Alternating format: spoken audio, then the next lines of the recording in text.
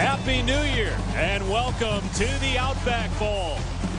We're at Raymond James Stadium in Tampa, Florida for the first college football game of 2010, featuring the Northwestern Wildcats from the Big Ten and the Auburn Tigers from the SEC. Dave Pasch, Chris Spielman, Bob Greasy, and Rob Stone with you. We're just moments away from kickoff. We're expecting to see two up-tempo, no-huddle offenses on display. Guys, how are they different? Well, for Northwestern, it's very simple. They pass to set up the run. And that means Mike Kafka, their outstanding senior quarterback, has got to have a good day. He is their leading rusher and, of course, their leading passer. When you look at Auburn, they want to run at super speed, high tempo. They're a downhill running football team. They're run first. They're a two-back football team. And what they try to do is they try to confuse you with a bunch of different looks and formations and motions and all kind of potions and everything. But they're very simple in what they do, the ISO game and the power game. One of the worst offenses in college football last year, one of the best this year. Northwestern. Auburn. Yep. They went from over 100 near the bottom of the teams offensively to near the top in the top 20 this year, mainly because of offensive coordinator Gus Malzahn. Auburn has won the toss and deferred, so Northwestern will receive. Wildcats with 8 wins, playing in their first New Year's Day Bowl since their head coach Pat Fitzgerald was a player in the 1997 Citrus Bowl. And how about that? Auburn getting ready to kick off, and West Byram pulled up. They did that against Alabama, and it worked. An onside kick, and they did a fake right there at the beginning of the game. And Byram with a deep kick that'll sail 5 yards deep. Stefan Simmons will take a knee. It'll come out to the 20, where Mike Kafka, who some think is the best quarterback in the Big Ten. I'm one of them. I think he is the best quarterback in the Big Ten with his arm, his accuracy, and his ability to run the football. He's a weapon for the Wildcats, and he needs a big day. Let's face it, guys. For Northwestern to be in this game, Mike Kafka has to shine. He was named second team All-Big Ten, but led the league in completion percentage and fewest interceptions thrown. He also, as you talked about, being a dual threat, had 7 rushing touchdowns. The first snap of college football in a new decade as Kafka completes it on 1st and 10 out to the 25-yard line to Zeke Markshausen, his 80th catch of the year, former walk-on. Kafka, a senior from Chicago. No huddle, up to the line of scrimmage.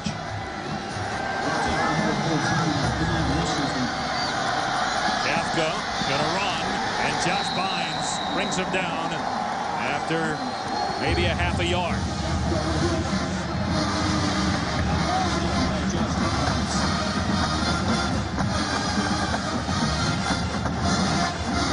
As you can tell, it's been raining throughout the morning. We'll get more in-depth weather report with Rob Stone shortly. 3rd and 5 for Northwestern. Very good on 3rd down during the season. In fact, 10th in the country in 3rd down conversion rate. They go empty, and Kafka to throw. He's going to get hit, and it goes through the hands of Concannon, and a diving interception by Walter McFadden.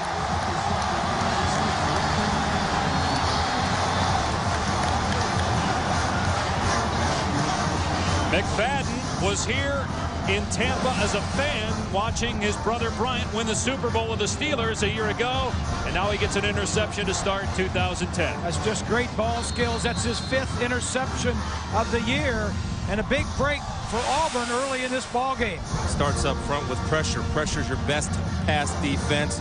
Antoine Carter, number 45, comes in, gets the hit on Kafka. Although Kafka delivered a catchable ball, again, hustling tip drill, McFadden with the seal. First look at Gus Malzahn's offense for the Auburn Tigers, which was very good this year. Big hit by Davey, breaking up a pass intended for Ben Tate out of the backfield. Chris Todd set the school record for touchdown passes this year with 21. They weren't even sure he was going to be on the roster after not performing in spring because he had shoulder surgery last year.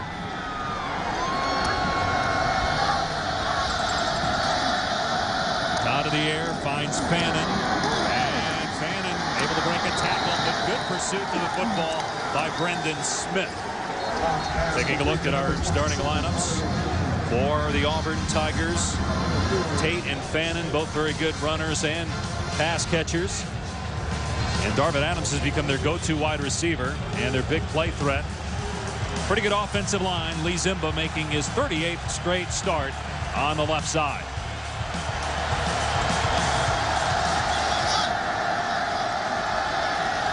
Third and 10. Here's a blitz. Todd gets it away. Low throw is caught for a first down. Darvin Adams pulls it in. A gain of 11. We talked about a pretty good offensive line. It starts right there, Dave, with the protection to allow Chris Todd to allow Darvin Adams to clear the man-to-man coverage and make a nice adjustment on a wet field for the low catch. Offensive line, stout. Here's Tate on the run. Slips one tackle inside the 15. Brought down at the 14 by Brad Phillips, but there's a penalty flag down. The Northwestern starters on defense, they're led by Corey Wooten. Some think could be a second or first round NFL draft pick. David Arnold missed most of the season with injury, but he's back. 5 men in the backfield. On the offense, 5-yard penalty, second down. And you see Brendan Smith, number 4, back in the lineup. He's the first Northwestern player ever to start in 3 bowl games. He had a thumb injury earlier in the year, missed 3 games. So after the penalty, it's first down and 15. Another inside handoff. Tate. Inside the 10. Heading for the pylon. Out of bounds. They say stepped out inside the 2. It's a nice call by Gus Malzahn, the offensive coordinator. Good blocking up front. And Tate, who had nearly 1,300 yards rushing this year, I don't know, he may have gotten into the end zone. Knee may have touched down. But Auburn goes so fast that I don't know if the technical advisor has time to review it. And Cody Burns in, running the Wildcat, and he scores. Auburn on the board after the interception. They take it down and score.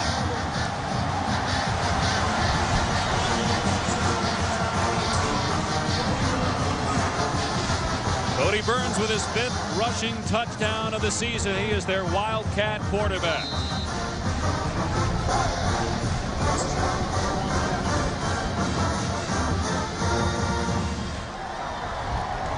Byram on for the point after. 7-0 Auburn. Starts at the point, at the line of scrimmage. Direct snap. Cody Burns. I'm a running back, I'm a quarterback, I'm a receiver. Guess what? I'm a touchdown maker. Walter McFadden's interception for Auburn off a tipped pass that Scott Concannon could not pull in. Gives Auburn the short field. And the Tigers punch it in. Touchdown run by Corey Burns. 7-0 Tigers. We're kicking off again. A shorter kick this time, and Simmons fields it at the 5-yard line. Out across the 20. He'll get stuck at the 23-yard line.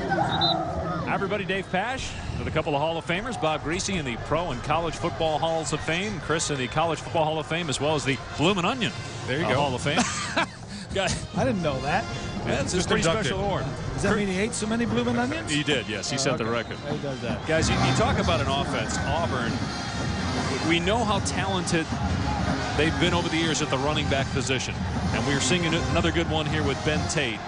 Can Northwestern now counter what Auburn did with the short field getting a touchdown? Kafka going to the air, and it's complete to Markshausen for a gain of about 7. We know how they counter is not make a mental error. That long run that Ben Tate had in the last drive, there was a mental error. On defense, you always have somebody that's contained, that has to force the ball inside the pursuit. You had 600 pounds of beef of Auburn pulling around.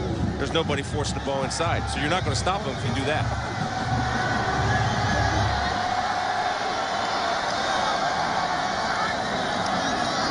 On second down, everybody covered. Kafka takes off. And close to the first down as he slid. Looks like he's got it. Nick Fairley was there for Auburn defensively.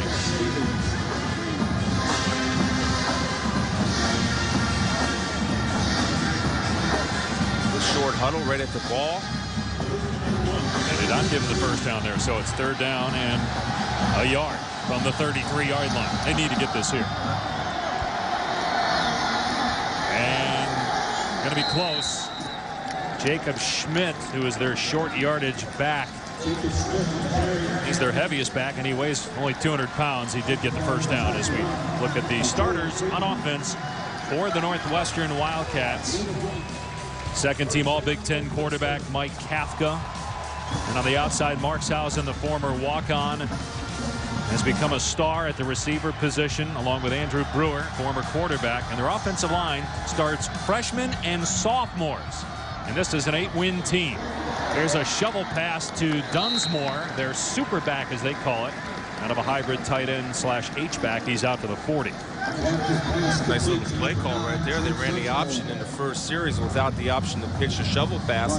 That's a nice little counter. Now Auburn has to be able to react to both the option and the underneath option that Dunsmore just received. 2nd and 3.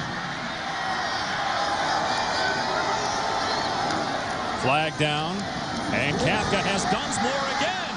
Breaks a tackle at the 45 and bumped out at the 40-yard line, a gain of 19, but we'll wait and see what the penalty is.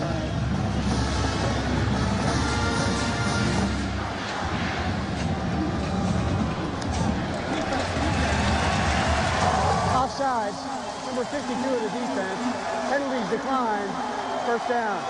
Greg Burks, part of a Big 12 officiating crew today. Dunsmore's going to come from the right side to our left. Nice little throw right over the middle. Easy completion and a nice run by Dunsmore. Antonio Coleman led the SEC in sacks. Got too quick of a jump that time. Stewart on the quick hitch to the right side. Gets nothing as we check in now with the 4th member of our crew, Rob Stone. Hey guys, Happy New Year. Schizophrenic weather here in Tampa. Huge thunderstorm rolled through about 4 a.m. Shook me out of my bed. It's been raining off and on throughout the day. And talked to Coach Fitzgerald, and he's like, hey, this is a day at the beach for Northwestern. Light rain, cloudy overcast. This is beautiful. They played through worse. For Auburn, they've had 5 rain games, 2 rain delays as well. He said the only concern for Coach Chiswick, wind. If it gets about 15 miles per hour, then it's going to start altering their pass game. Otherwise, they're going to keep pounding it away with Ben Tate and company. And Northwestern pounding it there with Schmidt for a couple of yards. Notice, though, how no weather affects the hair of Rob Stone. Guys, how about the footing for the players today? How big of a problem is it? Well, I think they have resodded this field because normally this time of year, this field in this stadium does not look this good. And I think some of that sod down there is a little bit loose. It'll be a factor today. Especially with Auburn's defense, guys. They like to play a lot of man-to-man.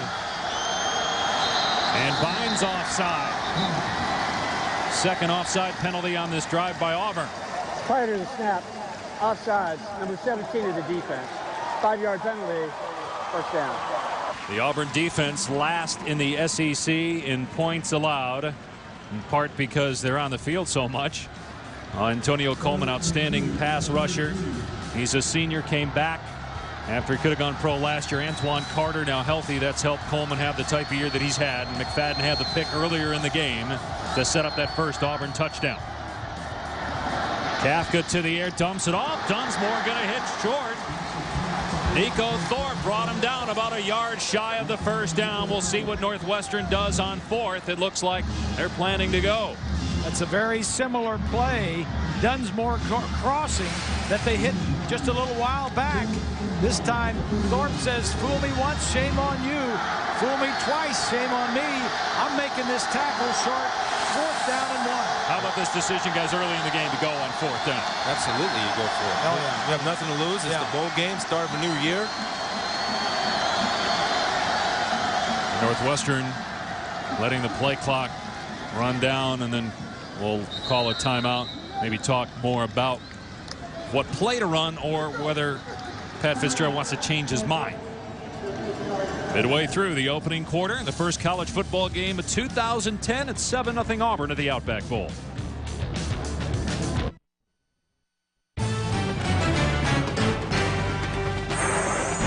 ESPN College Football, the Outback Bowl, is brought to you by Outback Steakhouse. Want to see Tim McGraw live in Australia? Text Outback to 76060.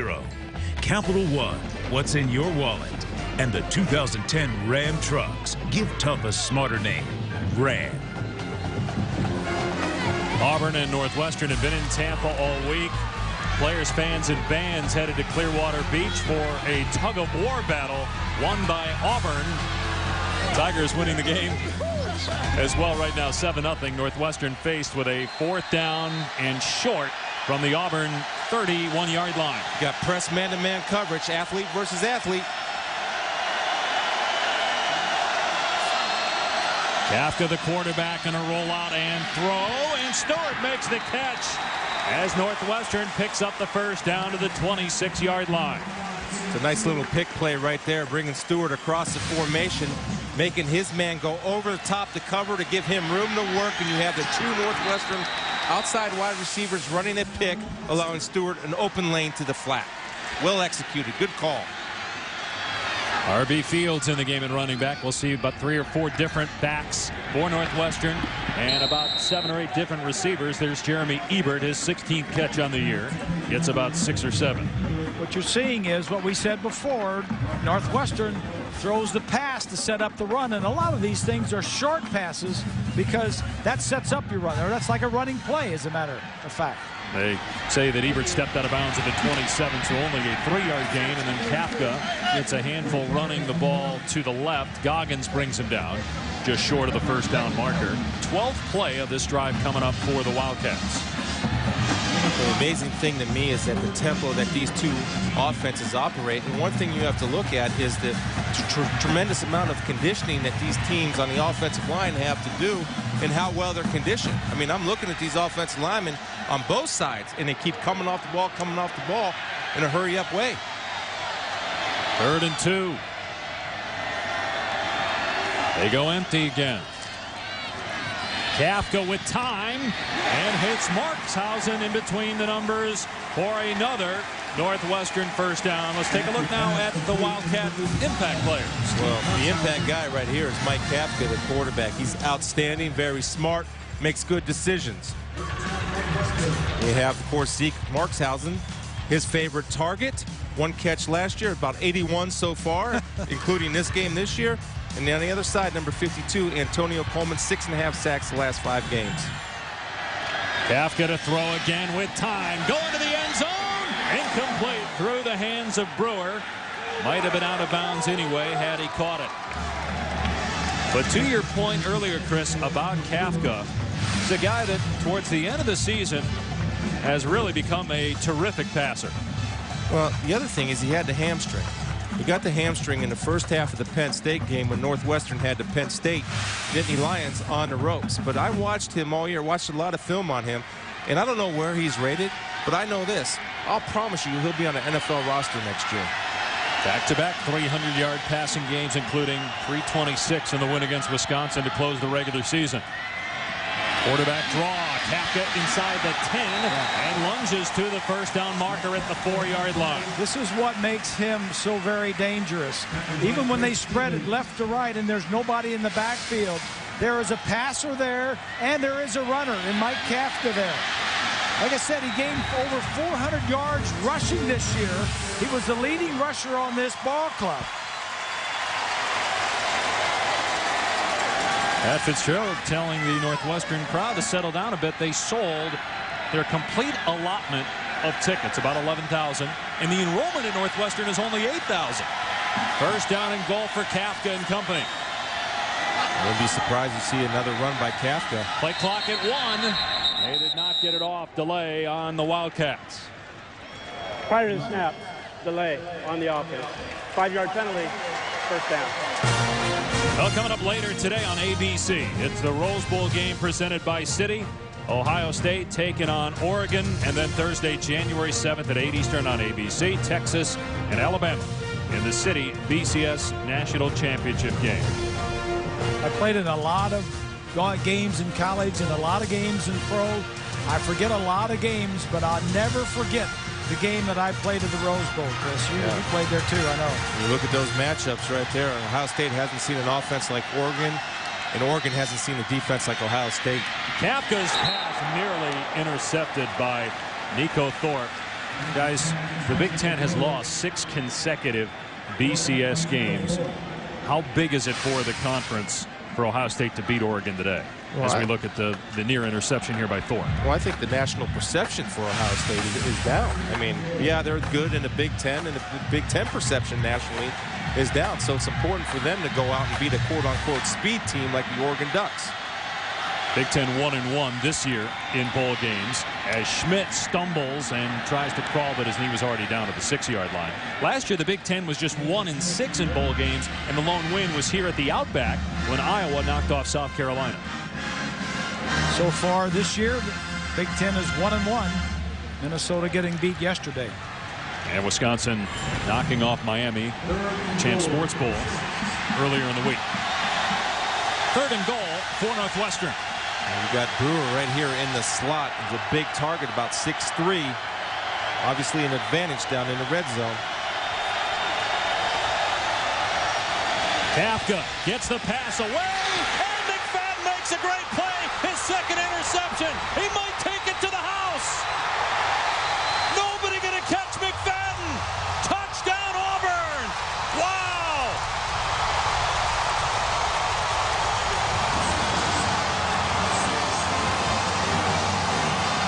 Penalty flag came in at the end, likely for the celebration by McFadden before he reached the end zone. What a way to start 2010, guys. We're talking to McFadden yesterday at practice, and he said Coach Roof is going to let us earn our scholarships today. He's going to let us play a lot of man coverage. Normally an outside cornerback, he's covering inside the slot guy. Dead ball. Marks Housen. Unsportsmanlike conduct. Number 6 of Auburn. That 15-yard penalty being forced on the kickoff. 100-yard interception return for a touchdown on the 17th play of the drive for Northwestern. That ball was late and inside. That was good coverage, too. Very good. Extra point good. And how about McFadden? Again, less than a year ago was here, watching as a fan his brother Bryant McFadden win a Super Bowl for the Pittsburgh Steelers. And he might single-handedly win the Outback Bowl for Auburn. He's led them to 2 scores, one directly, one indirectly. Auburn Tigers have had the ball for a minute and a half, yet they lead 14-0 over Northwestern. However, because of a celebration penalty on McFadden, unsportsmanlike conduct, Auburn kicking off from its 15-yard line. You know, I get upset about that because I think it's a selfish decision, and I understand the emotions getting caught up in the bowl game. McFadden just run the ball into the end zone. Don't go Elmo right on everybody with the high knees. Run it in and celebrate with 11 guys. And then you put your team in a bad position where Northwestern could possibly take advantage of good field position. 2nd touchdown of the year for McFadden, his 6th interception. Simmons on the return. Out across the 30-yard line and stood up around the 33. If you want to see Tim McGraw live in Australia, text the word Outback to 76060 to participate in Outback's Adventure Sweepstakes. And you'll hear from Tim shortly. He'll be down on the field with Rob Stone. Bob, I know you talked with Tim just before the game. So I'm up here in the press box, and he called me Mr. Greasy, and I told him I liked his music. Now, he wasn't talking to Brian, was he? Because I know Brian's here doing the game on ESPN Radio. No, Brian wasn't around at that point. You made sure of that, huh? Yeah. It was just one-on-one between you and McGraw. Here Simmons spins out of a tackle and gets about 4. Nico Thorpe made the stop. There's Brian doing the game with Bob Wischusen for ESPN Radio.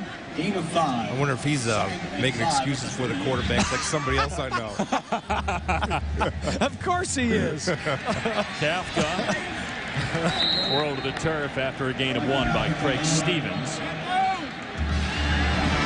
I'm not sure if running the option is the best way to run on this Auburn defense, who's naturally aggressive. They play man-to-man, and they're playing downhill. Well, right now, Mike Kafka, the quarterback, is scarred mentally a little bit because he's had the ball for 2 possessions, and they've both ended in interceptions. And we touched on the fact that he had the fewest interceptions in the Big Ten during the regular season. Kafka's got Marks Housen wide open. 1st down, and he fights off DeAntoine Hood and gets near midfield. Those are man beaters right there. And what I mean by man beaters is you have 3 guys out to one side, and it's a bunch formation, and you run picks, so defensive backs have to avoid other bodies or receivers coming over. Then, of course, Hood couldn't get in time to get to Markshausen. Good timing by Northwestern on the route and the throw. There's a shovel pass again to Dunsmore, and it works again. Brought down at the 43-yard line. Got close to 9. Hood and Bates team up on the stop. It's a play you'll see tonight when Florida and Cincinnati get together. Tim Tebow, he's got the option to throw it forward or throw it backwards. Inside handoff to Fields, but a penalty down. It's going to be on Auburn. They were shuffling guys in and out of there. Dead ball foul. Illegal substitution on the defense. 5-yard penalty. Second down.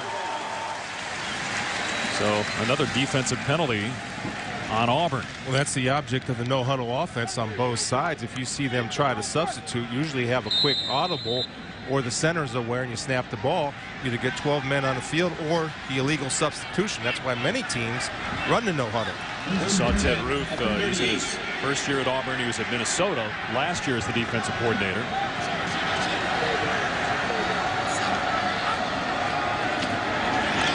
Here's Fields on the inside run. Going nowhere. Brought down for a loss by Nico Thorpe as we check in with Rob Stone on the field. Yeah, I'm with Tim McGraw right now. He's upset that he didn't get to meet Chris Spielman. And can you blame him, right? No, I didn't see Chris. I saw Mr. Greasy walk by. But, It's Mr. Spielman, too. Well, Mr. Spielman. I would call him Mr. Spielman, actually, if I ever saw him. Hey, first question for all the ladies out there. What's going on upstairs here on the face? I'm starting a movie in a week, and so this is part of the deal with the movie. Kafka hits Brewer for a Northwestern touchdown. Andrew Brewer, touchdown Northwestern. 39 Bounce back by the Wildcats after the interception. It shows a lot of class and character and guts by the quarterback Kafka. After throwing 2 interceptions, comes back and moving his feet around, makes a perfect throw. Brewer in the end zone for a touchdown that gets him back in the ball game. Well, when you run tight man coverage, eventually you got to throw the rock down the field. They did there, paid off. 13th touchdown pass of the year by Kafka. The 8th to Brewer, 39 yards, and Demos extra point makes it 14-7 Auburn. Northwestern's not going to go away. They can score. Let's go back down to Rob and Tim. Yeah, the magic of McGraw down here for Northwestern, right? So you're telling me you got a movie coming up? Yeah, I'll start working on a movie in about a week with Gwyneth Paltrow. So this is driving me crazy a little bit, but I didn't realize how much gray I had till I grew it all out.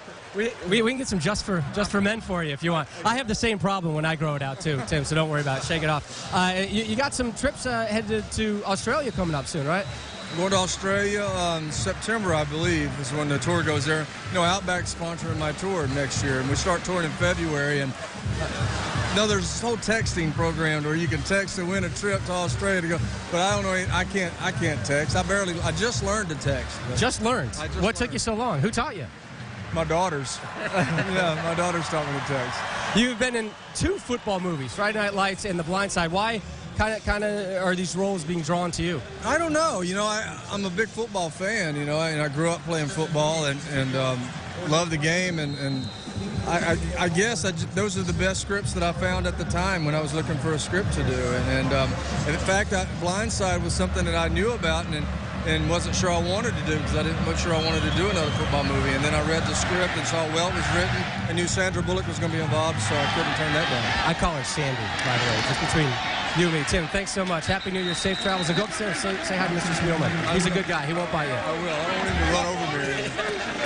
Hey, don't tell Tim, Rob, that even Mr. Greasy knows how to text. I'm sure tweeting then is out of the question for Mr. McGraw. Good guy. Good guy. Meanwhile, Washington on the return for Auburn takes it out to the 25. But guys, how about Northwestern and Mike Kafka? It's a guy that was a starter in 06. He lost his job to Brett Bazinet. Came back this year and leads Northwestern to the Outback Bowl. And you can see why.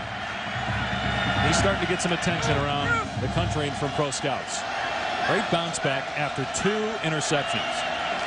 with the touchdown pass to Brewer. Now Todd to the air, finds Fannin out of the backfield, and he's dumped out of play after a gain of about 5. Let's take a look at our Auburn impact players.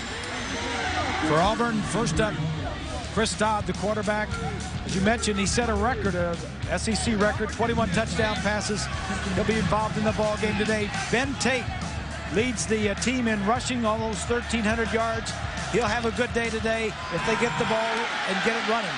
Here's a reverse to McHale of Northwestern. Not fooled. They crunch him back at the 25-yard line.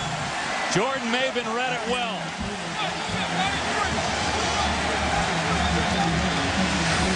Well, Northwestern is a smart football team.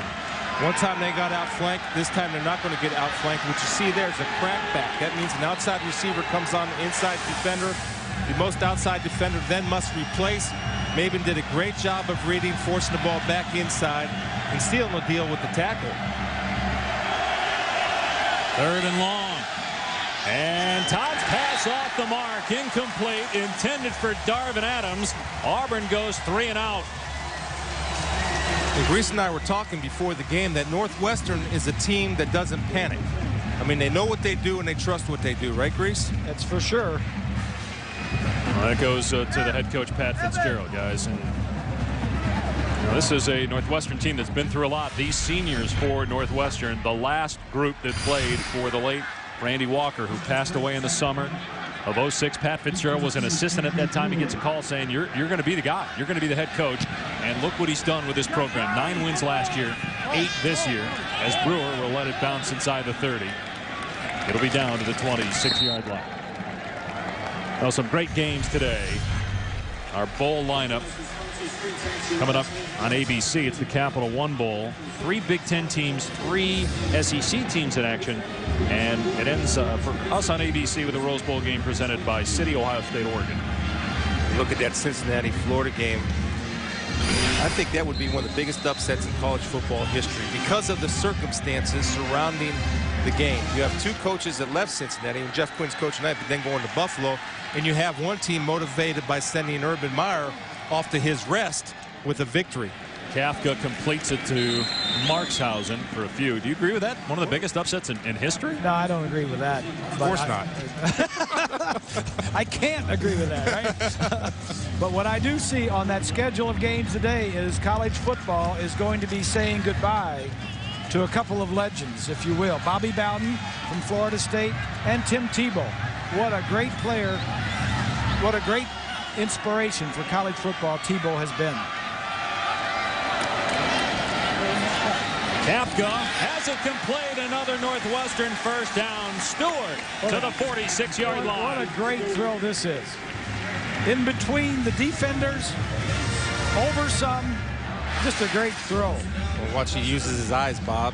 He uses his eyes on the short receiver, which draws the corner up in cover 2 to jump the short receiver. He baits him, then he throws right between the corner and safety. And the eyes are a huge weapon for a quarterback, and I don't think enough of them use their eyes enough. Yeah, that's for sure. You may be right, Spiels, on Kafka. He looks impressive. Interceptions. Right. One of them is fault. Probably not fault. 14-7. Of course he's right.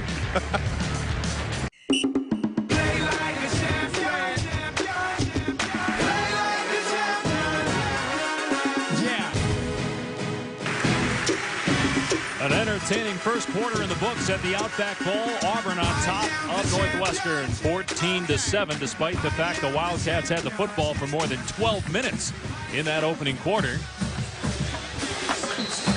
2 turnovers by Northwestern, including a 100-yard interception return for a score by Walter McFadden, Auburn senior defensive back. First down for Northwestern from the 46. Kafka with a ton of time. And throws with 2 Wildcats around the football, and it's caught by Brewer. Brewer and Markshausen both had their hands on it, and Brewer comes up with a catch. The reason 2 guys were there was Brewer broke off his route. He was the outside guy supposed to continue down the field. He's throwing this ball to Markshausen. Well, just so one of our guys gets it, that's all they care about. Whistle and a stoppage of play. Penalty flag down. Previous plays under further review. Ruling on the field was catch. Correction, they're reviewing the previous play. By the way, Antonio Coleman not on the field right now for Auburn, shaken up. They're stretching him out over on the Auburn sideline, and perhaps that's a reason why Kafka's had more time to throw here lately. He led the SEC in sacks and tackles for a loss during the regular season. Let's see whether Brewer looks like he's got it. Looked like he was in bounds. Yeah, he's got it. See if his foot was in bounds. Yeah, he's got it. You know, it's interesting, and Brewer did break off his route. Normally you don't want to do that because obviously you have Markshausen coming into that same area. Why he broke out his route is the reason is because you had Hood playing corner, reading his route. He was beating Brewer where he was supposed to be, so Brewer just set it down. Ruling on the field is confirmed. First down. And let's check in with Rob for more on Antonio Coleman. Yeah, guys, when they brought him over to the training table, they tried to lean him back as he was sitting on it. You could visually see the pain on his face. They started rubbing his lower back. So the pain is in the lower back. That is the problem. He has not been ruled out of this game. They're going to continue to evaluate him. They've been doing some of those stretches where they pull the leg back, kind of try to loosen up the hamstring and the lower back, the same stretches I do when I get off planes. Well, the rest of the defensive line, Stoner, has fewer sacks than Coleman has, as Simmons gets out of one tackle and brought down by McFadden. But Auburn does not have a whole lot in the way of pass rushers outside of Coleman, so that could be a big loss if he does not return for Ted Roof's defense. Well, you can see the game plan of Ted Roof. It's all man-to-man and bringing pressure and blitzing. And Northwestern with the quick snap. And Dunsmore cannot come up with it. Incomplete inside the 5 with McFadden on the coverage again. 3rd down and 8. Get your guys' thoughts on Leach here in a moment. Play clock down to 5. Kafka again with time, overshot Markshausen. Before 4th down, guys, what were your thoughts on the whole Mike Leach situation? Well, we're just reading and seeing what we hear, but you know, if a guy has a concussion, you don't treat him by putting him in a shed or something like that. The place he belongs is in the treatment room, to get treatment, not in a thing. So I don't know anything other than that, but I didn't like some of the things that I heard going on with it. Here's Demos, a 48-yard try. His long in the season is from 49 yards away. This one has the leg, but it's no good.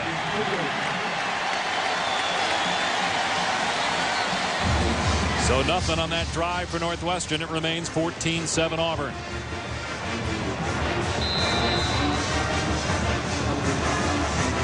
Back to the Outback Bowl and the opener of the 2010, if you will, college season underway.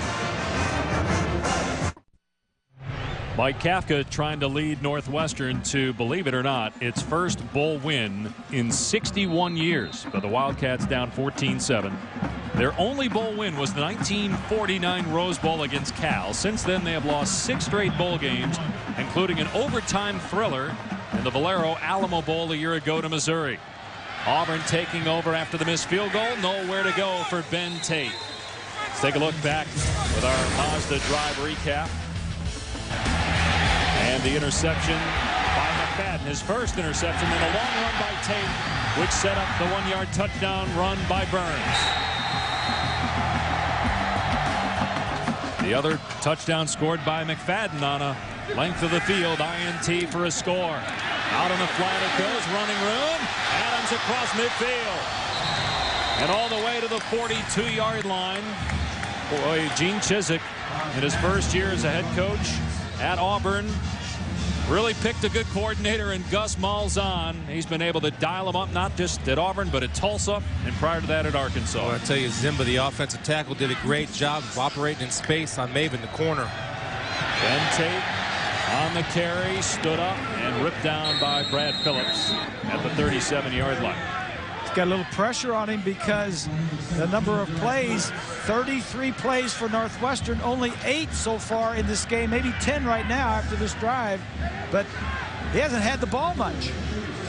Malzahn's done a great job. Here's a guy that was a high school coach a handful of years ago, and now he's one of the most sought-after coordinators in the country. As that deep pass by Todd is over the head of Cody Burns, ex-quarterback.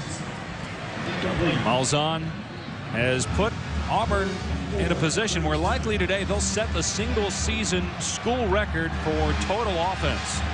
After being one of the worst in the country a year ago, and Tommy Tuberville was head coach, Tony Franklin for at least half a season was their offensive coordinator before he was let go. Really tumultuous year in 2008, but a great turnaround by Gene Chizik, Gus Malzahn and company. Auburn with 7 wins. Todd in trouble. Gets away from one defender. And throws it short of his intended receiver, Terrell Zachary. It'll bring up 4th down. Let's compare what Auburn did a year ago offensively to 2009. Well, the numbers really tell the tale. On the left side, they were 119th in red zone. Points per game, 110th. This year, much improved, near the top in every category. See what Malzahn dials up here on 4th down. You guys agree with this move? Go for it on 4th and 4? That, or you're going to do a little quick kick here by Chris Todd as you see the formation change. No, he's going to throw it. And his pass is low, but it is ruled a catch. Darvin Adams went down, and now they're saying it's incomplete. The initial ruling was a completion, but the umpire came in. He said he had a better view of it and said it's incomplete. Well, here's the umpire right down here.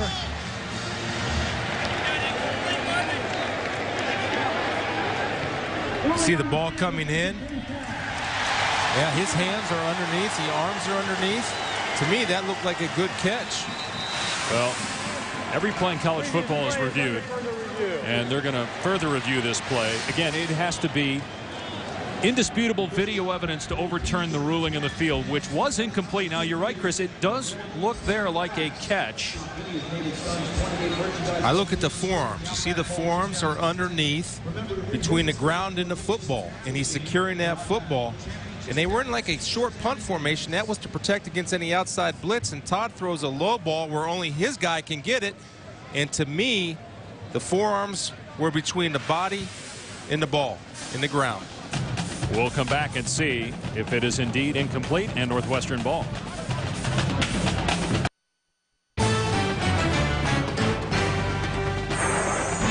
ESPN College Football, the Outback Bowl, is brought to you by Outback Steakhouse. Want to see Tim McGraw live in Australia? Text Outback to 76060. Allstate, proud sponsor of college football and the Allstate Sugar Bowl. Are you in good hands? And Yellow Book, the moment you need it, Yellow Book it. And part of the adventure at the Outback Bowl, the team's heading to Busch Gardens to see an exotic touchdown dance there. A moment ago, the call by referee Greg Burks. After further review, the ruling on the field stands. Incomplete pass. 1st down, Northwestern. So they feel that there was not enough video evidence to overturn the ruling in the field, which was incomplete. He got his arms underneath the ball, but there was, from one of those angles, the tip of the ball may have come out and touched the ground. So it all depends on the who's looking at it. The replay operator, it all depends on him. It's a Big 12 crew. Kafka, and they tried that little shovel pass, and it worked earlier, but not that time. Jake Ricks was all over Dunsmore. A loss on the play of a couple. Ted Roof's doing a good job of adjusting because that's basically the only running play that has hurt. And you see Ricks just reading it, not chasing number 9, Dunsmore, to follow the play. Is able to secure the tackle. And the next time you might want to try to sneak in there and pick that sucker off, because if it is dropped, it's an incomplete pass as opposed to the backward lateral. Dunsmore scored the go-ahead touchdown in a win at Iowa to end the Hawkeyes' undefeated season.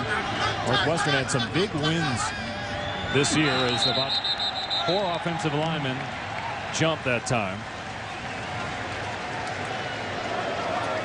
Prior to the snap, false start, number 75 of the offense. 5-yard penalty, 2nd down. You know, just to go back to that call, and I know it doesn't go on the stat sheet, as a turnover, but it's the same thing as a turnover. Something that you thought you had, it looked like you had, but it ended up being a big play for Northwestern. Just keep that in mind, because that's down in the red zone, where Auburn is very efficient as an offense in the red zone.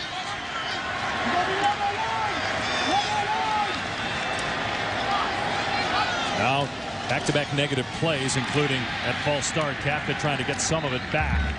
And he gets to the 35-yard line. Antonio Coleman is back on the field, so he's playing despite a low back problem. Made the play there. Led the SEC in tackles for a loss and in sacks. He also had an interception return for a touchdown this year.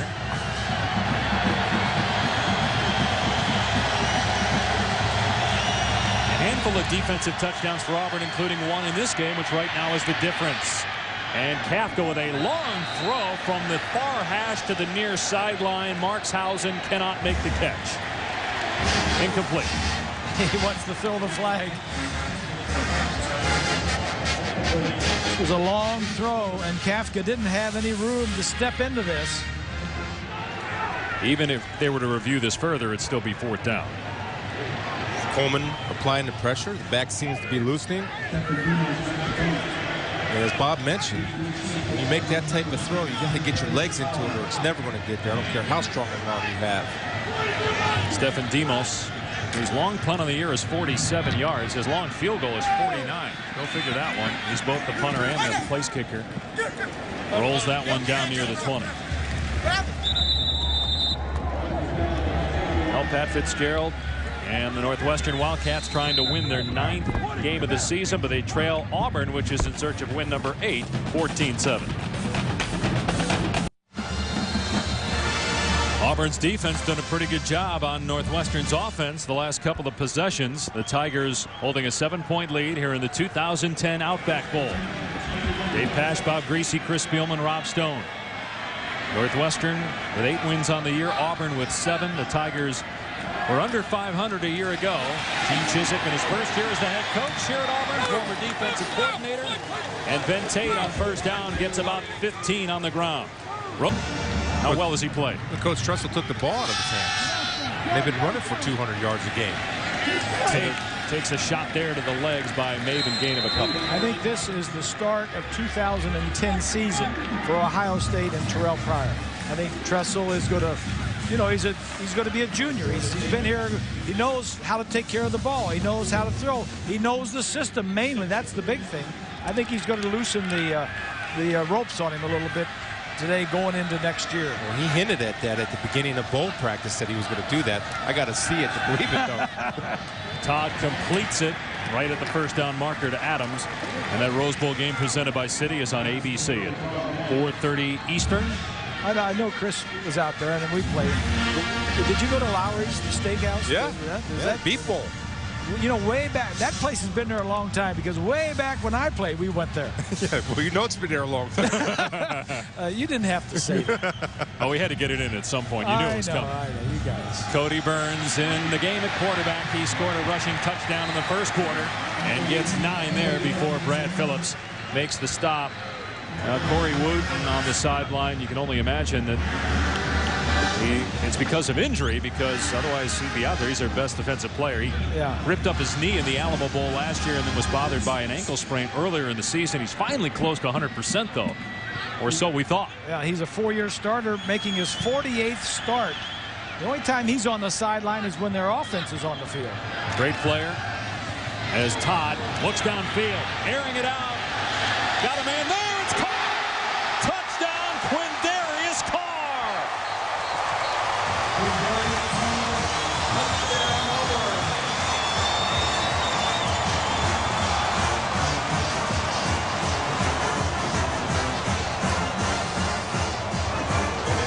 Watch the push off. Carr is going to, right there, his left hand is extended.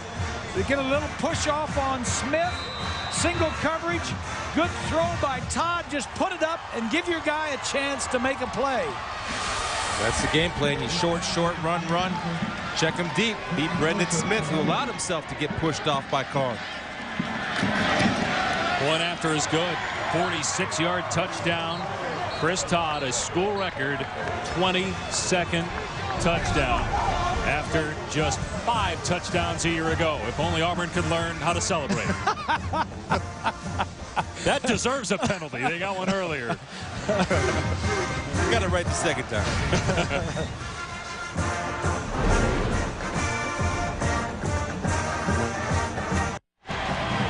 A year ago at this time, Auburn quarterback Chris Todd was having shoulder surgery. He missed spring practice. The new coaching staff, led by Gene Chizik, had no idea that he would even have a chance to be the guy in the fall, but he ends up winning the job, and he sets a school record. Now 22 touchdown passes on the year. They had 5 starts last year and really was taking a little bit of heat from the fans, the Auburn fan base, which is a lot of pressure with that position at Auburn. Simmons awaiting the kickoff at the 3-yard line. Simmons with a burst past the 30-yard line, got the kicker to beat, and what a tackle by Byram at the 40-yard line. And this will be Chris Todd's final game. The starter next year could very well be Cameron Newton, who yesterday signed a national letter of intent to attend Auburn after leading Blinn College to a junior college national title. He played as a true freshman behind Tim Tebow as the backup quarterback of Florida in 07. In the difference Gus Malzahn will have in his offense, as you see 16 rushing touchdowns, Cam Newton will bring his legs to this offense, which will make it more dangerous. That's a big signing, too, and it's got a lot to do with that man right there, Gus Malzahn, being the offensive guru that he is. You think Dan Mullen was Newton's offensive coordinator, and he turned down Mullen at Mississippi State to play for Malzahn at Auburn, as Kafka's pass is incomplete, intended for Simmons. Let's check in with Rob for more.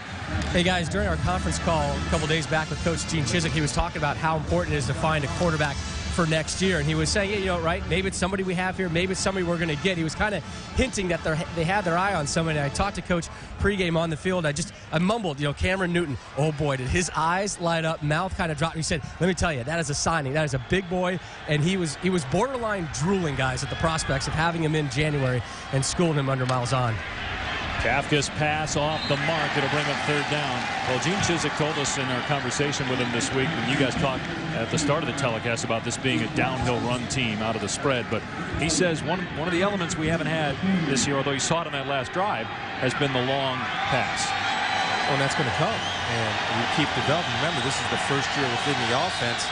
They picked it up quickly, but they're only going to improve on it and build on it next year. Morrow certainly has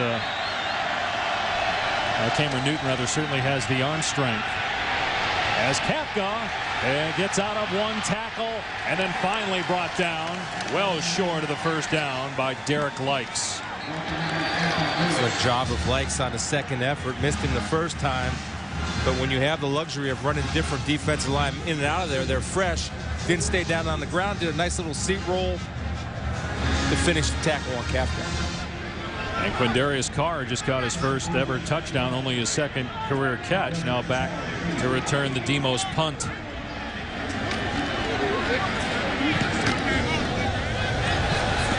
And those are always dangerous, as that one almost hit an Auburn player. Goes out of bounds.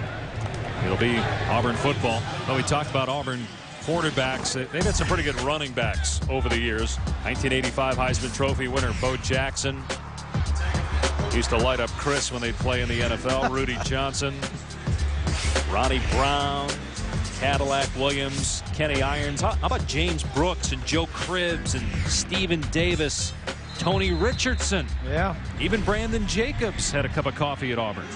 William Andrews.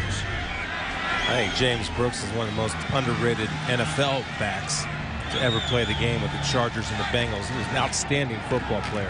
How about Ben Tate, number 5 on that career rushing list? Here's Fannin, and they wrestled him out of play around the 25-yard line. Cadillac Williams plays right here on this field with the Tampa Bay Bucks. Tampa Bay plays here Sunday against Atlanta. They're 3-12. Maybe saving Raheem Morris' season after beating New Orleans? I don't know. Bo Jackson never ran me over, though. He ran away from me, just to make that clear. He had to get that in, didn't he? That was like 3 or 4 minutes ago we said that. They fake the reverse. Tate looking for a running lane. And he's close to the 1st down. Then with the 2nd, 3rd, and 4th effort, the guy still doesn't go down. Eat your heart out, Bo Jackson. Look at Coach Chiswick. I mean, as a head coach, one thing you want to see is effort, and that fires up everybody. It fires up the coaches, it fires up the bench, and it fires up the big fellas up front. And here you're going to see just maximum effort all the time and right back to it.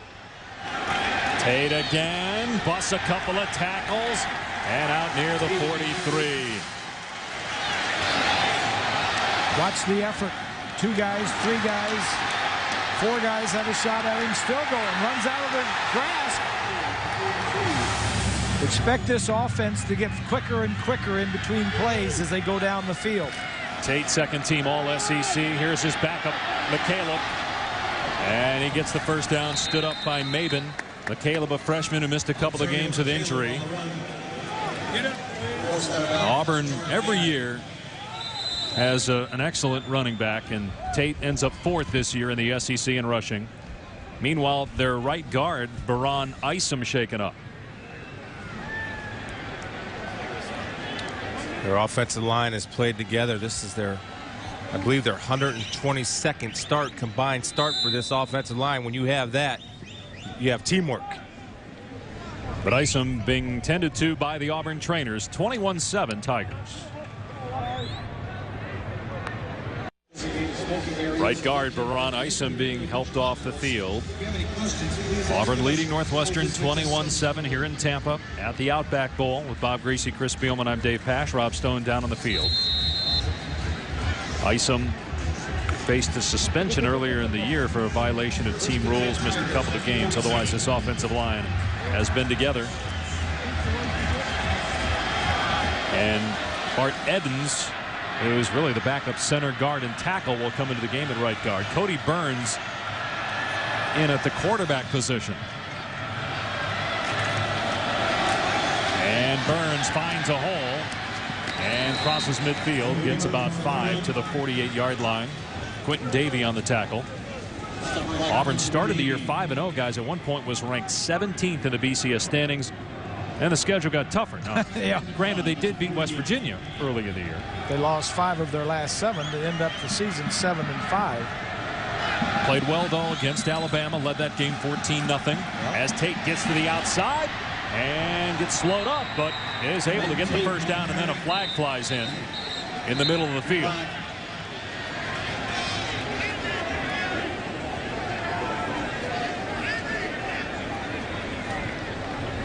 Only 13 seniors on this Auburn team. Personal foul, tripping on the offense, number 53. 15-yard penalty, second down. That's on Bart Evans. He comes in and first play he's out there, he gets a tripping penalty. Got to get warmed up a little bit. See 53 pulling around right there. Big Bart. Keep your eye on him. That's a nice, you couldn't see it at the end there, but that's an old trick that those dirty old big hog offensive linemen do called the leg whip. Where they whack you, they miss you, they fall down on the ground, and they swing their legs around to try to get you. Defensive linebacker talking about offensive linemen. Yeah, they all cheated. Big dirty old guys. They all cheated. Was tripping part of your warm-up routine? I like that. Here's a reverse to Fannin.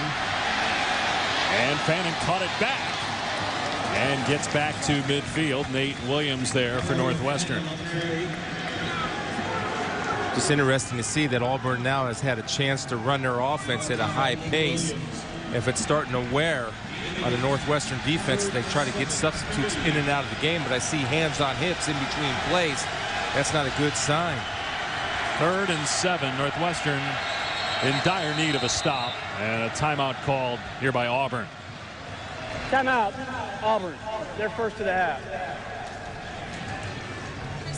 So a couple timeouts remaining here for the Tigers at the 5-minute mark, leading Northwestern 21-7. We mentioned at 4:30 today on ABC. It's the Rose Bowl game presented by Citi. Then on January 7th on ABC, it's the Citi BCS National Championship game.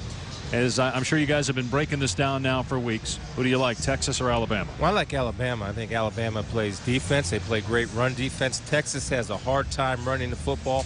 It's going to be tough to beat a one-dimensional offense like Texas when you're playing Alabama that's very good at stopping the run. It's a be tough win for Texas to get. Alabama was great in beating Auburn, and you got to give them their due. But I I just like Colt McCoy. I think somehow, some way, if he needs to run, he's going to run and get it done passing. It's going to be a heck of a ball game. Can Texas take anything from what Auburn did defensively in shutting down Mark Ingram, holding him to 30 yards? Yeah, see ball, get ball. That's what your game plan is. Go tackling. Thanks. Mark Ingram gets a lot of bounces after contact yards. Here's Todd on 3rd and long. Wooten back out there and forced Todd out of the pocket. Todd trying to get to the marker. Instead gets whacked along the sideline by Mabin. He'll come up short of the 1st down. We'll see what Auburn does here on 4th down. Although Todd has some mobility and he showed it right there, he is not nearly the runner that Mike Kafka on the other side for Northwestern is. The big stop just to get their defensive breather for the Wildcats.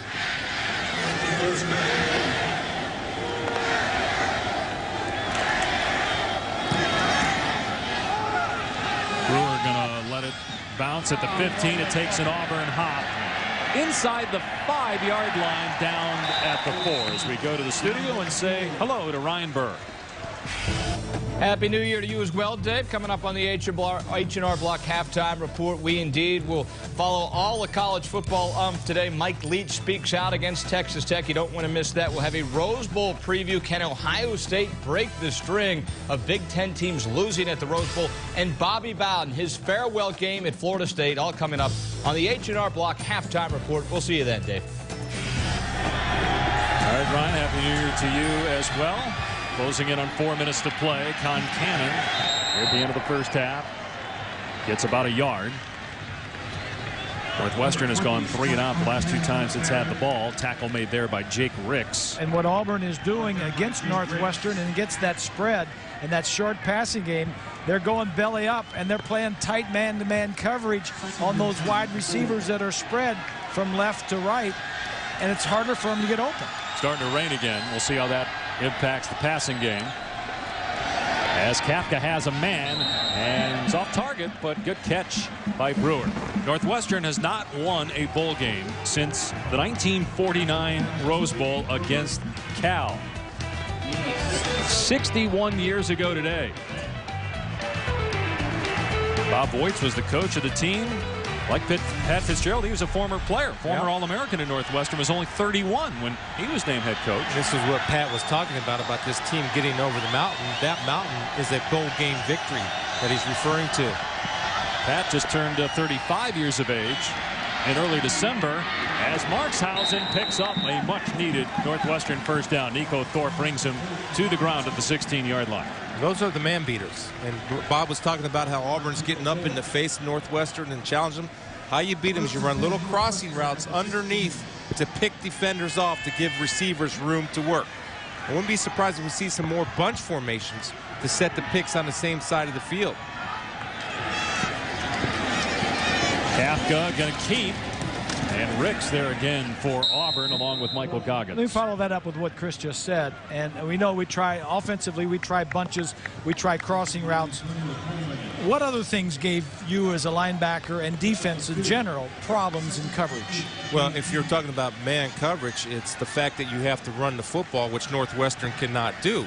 Then all of a sudden, because when you're a man, you're automatically thinking pass first as one of the back 7. Right. If you can't run the football, that allows you to purely focus on pass. But if you're playing man and they're running football, that puts a burden on you. Ooh, late handoff by Simmons. Coleman drags him down. And not much again on the ground. Going to bring up 3rd and long. And I guess a quarterback like Kafka going a step further, who spreads receivers 3 on the right, 2 on the left. You got to spread out your defense, and you're the quarterback, but that quarterback can run. That's an extra problem for you. That's right, and that's why you got to have a defensive lineman power rushing up the middle. South Florida playing in its 5th straight bowl game. Meanwhile, South Carolina in search of its 8th win. Kind of been an up and down year for them. It's kind of been the MO of that program since Coach Spurrier has taken over. They just haven't been able to take that next step. Very competitive, tough, play well. It's just getting that next level. which everybody knows is difficult to do in the SEC because of the week-in, week-out competition. They were blown out here by Iowa last year in the Outback Bowl. South Carolina was. I did that game. They looked like they weren't interested in being here. At least that's how they play. And sometimes that's the case in bowl games with certain teams. But when you shut it down and then you try to get it started again, sometimes it always doesn't work.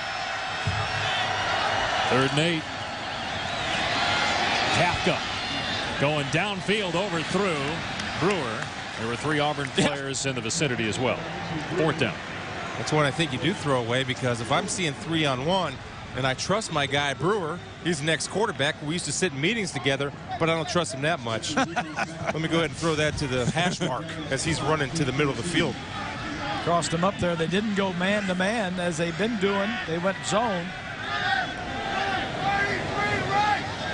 Demos to punt from inside his 5-yard line. And a high snap. And that went off the side of his foot. How do you know where that thing crossed the sideline?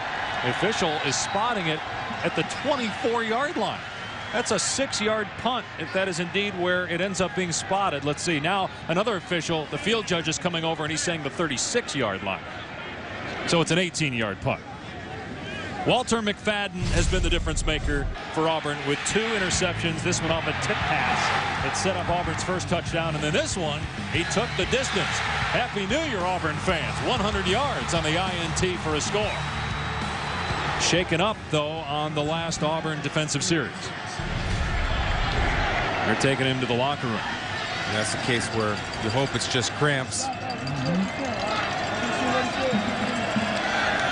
Todd throwing it to Burns, and he's going to throw it. Yep, and he's looking for Fannin, and it's intercepted.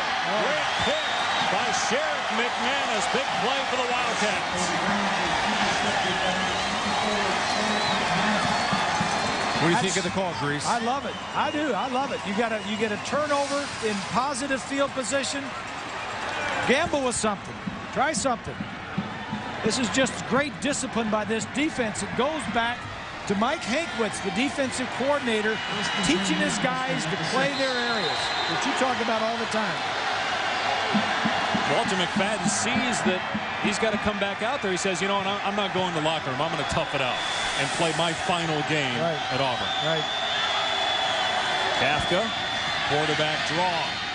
Across the 10-yard line, out near the 15, Nico Thorpe on the stop. Why is he going to the locker room then in the first place? Oh, okay. Apparently just walking it off then, Chris. Well, you know what? If I see him out there and I see him limping, I got some eyes in the sky. Let me see what you have. Yep. There you go. I go right at him. The coaches in the press box, you know, they know that. He's in the slot there on Ebert. Kafka instead goes the other way. He's got Stewart, and the pass is pulled in. Ruled a catch. I'm just watching McFadden there. You see him on your screen. That's cramping up. And you see Stewart right here doing a good job of field awareness. In the air, one in, one out. Yep. Good catch, good throw by Kafka. And he didn't go out of bounds before the ball got there, because you can't make a play on the ball. I think they're going to take a look at this one. Yep. Previous play is under further review. Guys, I want to go back, though, to your comment, Bob, about what Auburn ran. Now, why not when you've run for 100 yards already and you got a minute 40 left, you can take the clock down, just continue to pound Northwestern and get into the red zone. Let's take a look at this. See if he gets his feet in. He doesn't go out of bounds before the ball gets there. And he seems to have possession and a foot in bounds. Unless the back of the foot was out of bounds, the left foot. But again, hard to tell. It's got to be indisputable video evidence to overturn the ruling of the field. I think it's going to stand. Okay, what's your question now? Just going back to why not continue to run the ball? I mean, they're running it successfully. Okay, you're questioning Gus Malzahn. He's been studying for a month to get ready for this. You know, when you get a turnover in positive area inside the 40 or inside the 30, go After for it. further review, the ruling on the field is confirmed. It is a catch. First down. What do you think about it, Chris?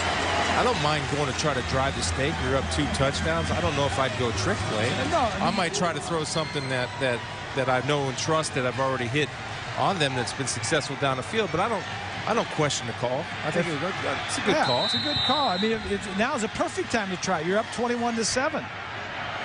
Kafka with time has Ebert in the middle of the field, and McFadden made the tackle, but he was nowhere near Ebert in the pattern. That's because he could not break on the football. He's having a hard time planning off of his back pedal to break on the football. Keep attacking him. There he is right here.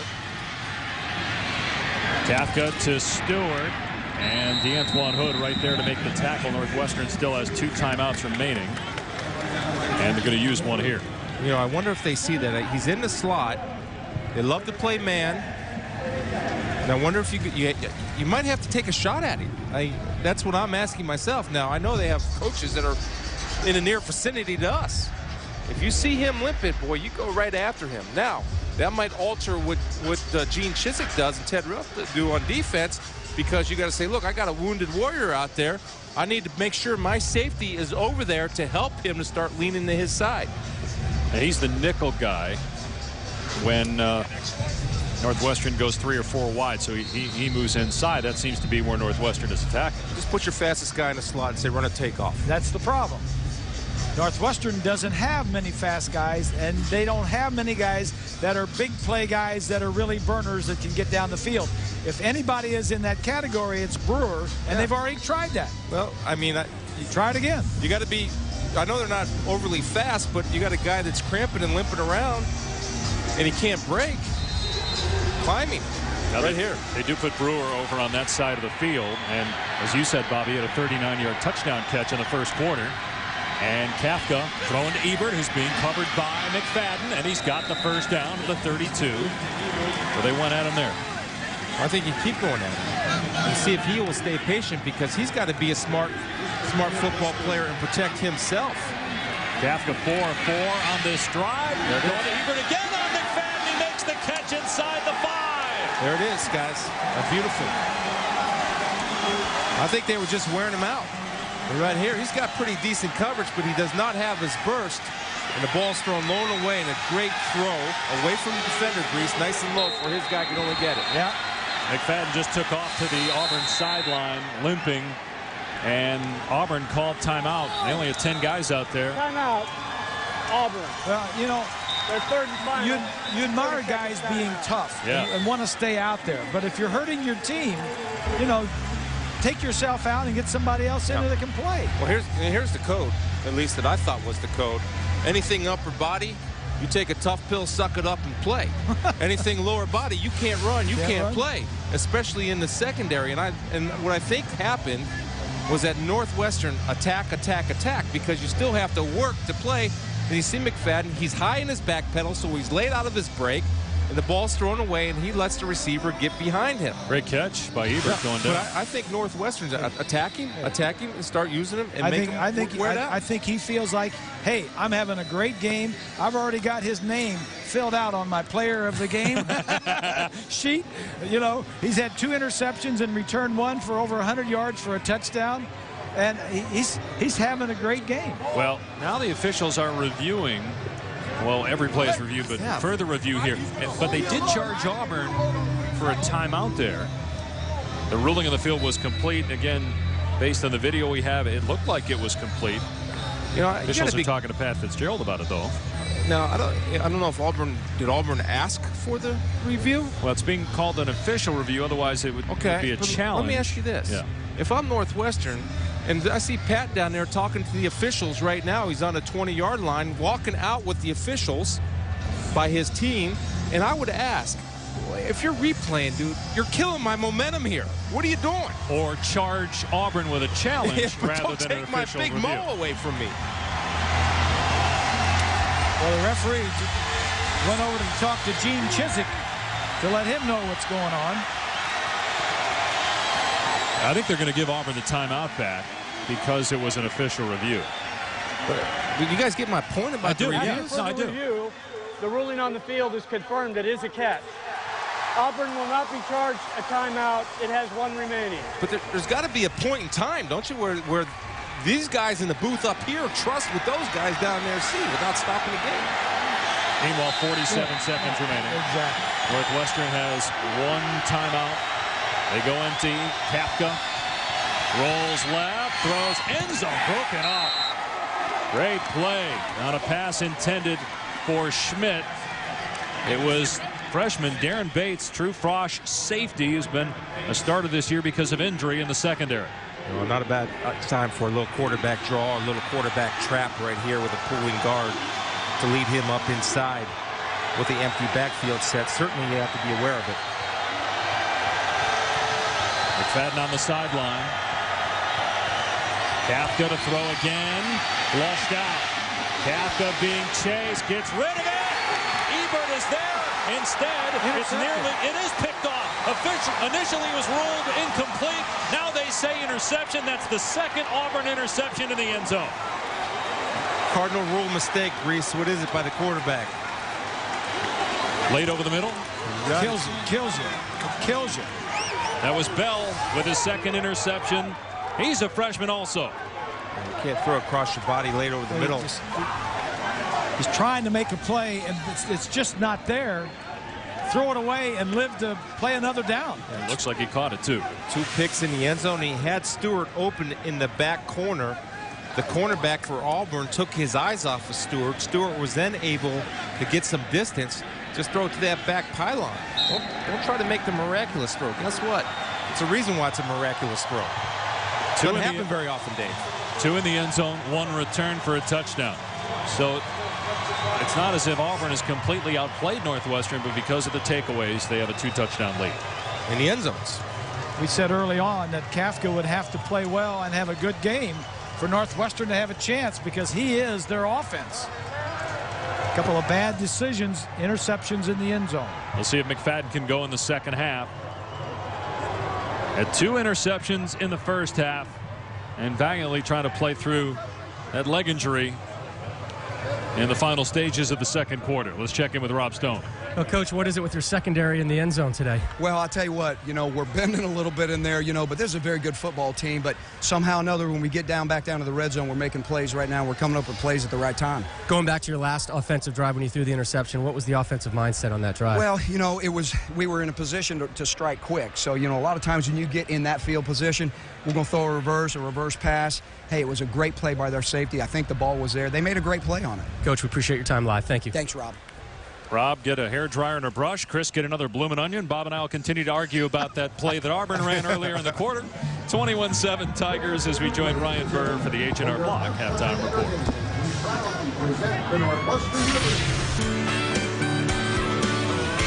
Welcome back to the Outback Bowl.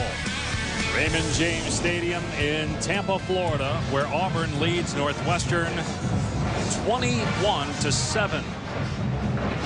Happy New Year.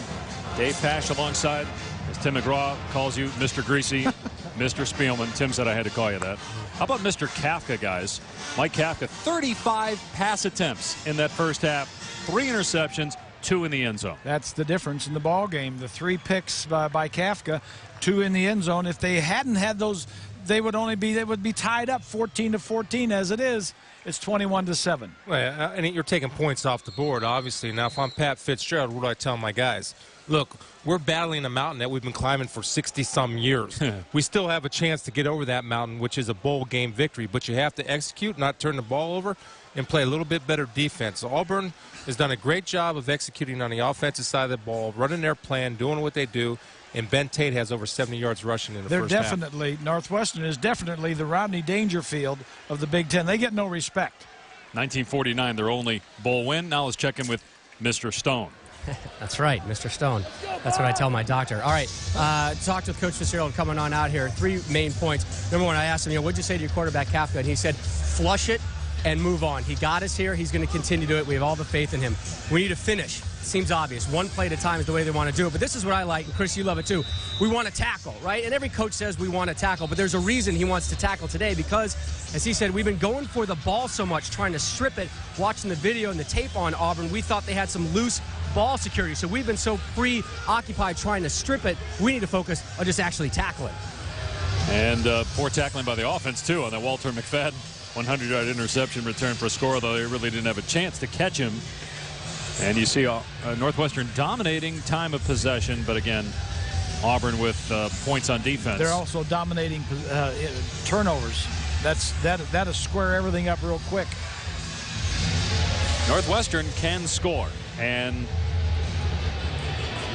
with Auburn also an offense that can get off the field quickly.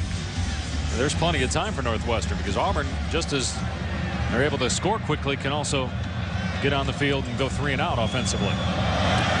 Demos with a second half kickoff. Demond Washington, the deep man, he's got a return for a score this year and gets out of one tackle. The 25 finally spilled near the 30-yard line by Jacob Schmidt. So Auburn starts the second half on offense. A touchdown pass for quarterback Chris Todd, a school record 22nd. Washington a little dinged on that kick return. You know, I'm anxious to see if Northwestern does do a better job tackling. We saw Ben Tate run through about 8 tackles on one play, and that's because guys are focusing on trying to get the ball out. Well, if it doesn't work, then go back to securing the tackle. Then the second guy in can come in for the rip and strip. Auburn playing in its first Outback Bowl since 1996 when it got clobbered by Penn State. Similar weather, although it was a lot more rain that day. As the pass is caught by Darvin Adams. We've had rain off and on here today in the slippery field as Adams fell down. No gain on the play. Auburn usually likes to go their up-tempo after they get a first down. Then they really speed it up. Before, on the first possession, before a first down, they'll take their time and do this little mini huddle or short huddle 1 yard off the line of scrimmage. And the reason they do that, Chris, is to give their defense a chance to rest. Now, they don't need to do that here because the second half is just starting, but normally give their defense a chance to catch their breath. Todd fakes the end around. Wide open receiver. Out near the 44-yard line is Adams for a Tigers first down. Yeah, Brad Phillips, the safety, is coming up. He's vacating the zone because he's suckered in by the reverse. You see Brad Phillips will sneak up inside your pitcher up over there. He's underneath the coverage, and Brad's coming in late to the pitcher. He's got to play deep to short, not short to deep. Here's Tate, and again slips down. There to help him down is Brendan Smith. Gus Malzahn in his first year as the offensive coordinator at Auburn. Now, a play caller has to adjust his running plays. The side running plays aren't good because of the footing. We saw 2 slips, so maybe then you want to start running straight ahead down the hill. Well, we asked Malzahn because he's such a hot commodity and whether he's had some schools calling about head coaching opportunities. He said yes, but then he said, I'm committed to Auburn. I have to imagine, though, at some point he's going to take another job as McHale gets whacked by Smith. There's a penalty flag down, though. Look what this guy Malzahn has done in just a short period of time. At Tulsa, led the NCAA in total offense 2 years. And he also had Darren McFadden and Felix Jones, but look what he did with those guys at Arkansas. He was a high school coach before that. Holding, number 82 of the offense. 10-yard penalty from the spot of the foul. Second down. He was a high school coach for 12 years in Arkansas. Then 4 years in college, 1 at Arkansas, 2 at Tulsa, and then this year here is Auburn. Is his first year, and he has done nothing but gangbusters with this offense here with the Tigers. The guy who gave him his big break is ESPN's Jimmy Dykes. He was the athletic director at Shiloh Christian High School, hired Malzahn from a smaller school, and the rest, as they say, is history. And no running room for Tate.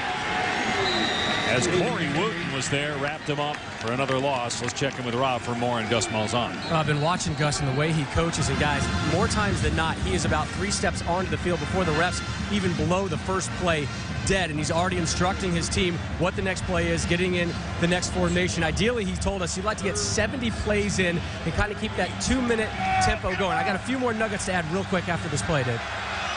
3rd and 15. See what Malzahn can come up with. Not a lot of plays in the playbook for 3rd and 15. Todd with all day to throw. Got Adams for a first down. Inside the 40 to the 37. Back to Rob. And if you see right now, Adams, he hands the ball to the official right away. That's one of the things that Coach Malzahn has instructed his team to keep the tempo going. As soon as you're tackled, find an official, give him the ball. The other thing, he tells his receivers, that ball's overthrown or dropped, turn right around and come right back. His main vice, though, guys, the old school bazooka chewing gum. He's plowing through it on the sideline. The kind that lasts the flavor, you know, all of 38 seconds. He's been whipping it nonstop on the sideline, moving on from piece to piece. And they're approaching a single-season school record for total offense as they get a yard there on the carry by Tate. You know, it's interesting to see where he calls the plays from. He's about 10 yards back from where the ball is, so he can try to see the defense and get the best angle possible. Gretchen, they say that the knee was down and the ball was actually back behind the line of scrimmages. That pass was behind Adams, incomplete, so it's third down and 11. Yeah, Adams thought he was going to move and go. He was throwing it to the back shoulder, expected him to come back. A little miscommunication. You know what, and just to go back to Gus, I want to go to Gene Chizik. I mean, Gene Chizik does a great job of going out and firing and finding an impact offensive coordinator to come in, and he goes and gets Gus Malzahn. So that's a great job by Gene Chizik to go recruit the best to fit your system and what you want to do philosophically. And a lot of controversy surrounding Gene Chizik's hire. He was only 5-19, 2 years as a head coach at Iowa State, but he's a former Auburn coordinator. As Todd throws downfield into traffic, and Adams comes up with it again at the 25-yard line. Good call. That's the same play. The other side. Square in from the right side. They ran a square in from the left side. The last first down they picked up. You're going to see from the right side of your screen, it's going to be a square in about 15, 18 yards. Somebody right in his face. They did a nice job of getting rid of the ball. Man coverage. Adams does a good job of using that 6'3" frame like a basketball player, shielding the defender from making a play. Here's the end around to McCaleb trying to get away from Vince Brown. He does. And then run out of play by Quinton Davey. He did not get back to the line of scrimmage. Both games from Pasadena. Meanwhile, Burns in the game as the Wildcat quarterback. They'll hand it off to Tate, who gets drilled at the point of attack. Big hit by Ben Johnson and Brendan Smith. Better job of tackling, especially with Big Ben Tate, who ran through a bunch of tackles in the first half. Ben comes in there, does a good job of wrapping and securing the tackle first as opposed to going in for the strip. As Mike Hankwitz in his second year as the defensive coordinator at Northwestern. Auburn already converting 3rd and 16 and 3rd and 11 on this drive. They got Burns throwing the football, and what an interception! One-handed pick by Brian Peters at the 1. Don't know if Todd is shaken up. He looks to be okay. Why have Burns throw the football here? He puts it in a good spot. That's just a great play by Peters. He is the safety that, yeah, he got both feet down, held onto the ball. Good call by the official. There's a reason Todd's your quarterback and not Burns. That's 2 interceptions by Burns in the game.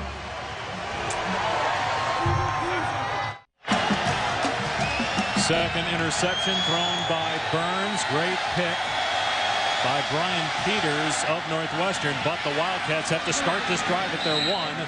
They bring in their, quote, power back, Jacob Schmidt. He's their biggest running back at 200 pounds. He gets it out to 7. Great one-handed interception by Peters, his 3rd of the season. A little more breathing room for Kafka in the Northwestern offense. They'll give it to Schmidt again, and he splatters the pile. And picks up a first down to the 13-yard line. Well, that's getting Pat Fitzgerald down on the sidelines after that running play. He started pumping his fist. And why? Because he loves the fact they're getting a little bit physical right now. And that's what he wants to see to get them out of that dangerous territory, backed up at the 1. And this is really not a physical offense because they don't run the ball that well.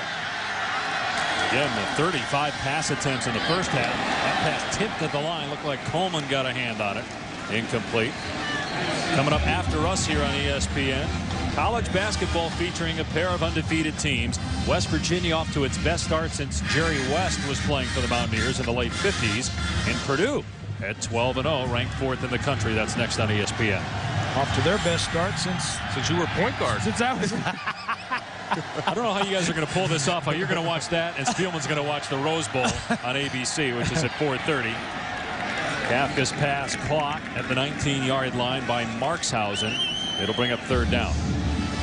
Now, Auburn defensively and Ted Rook have to pick a fine line. They're very aggressive in their man-to-man coverage, but also you have a 14-point lead, so you don't want to give up the big one, which obviously in man you're a little bit more vulnerable to do that as opposed to zone.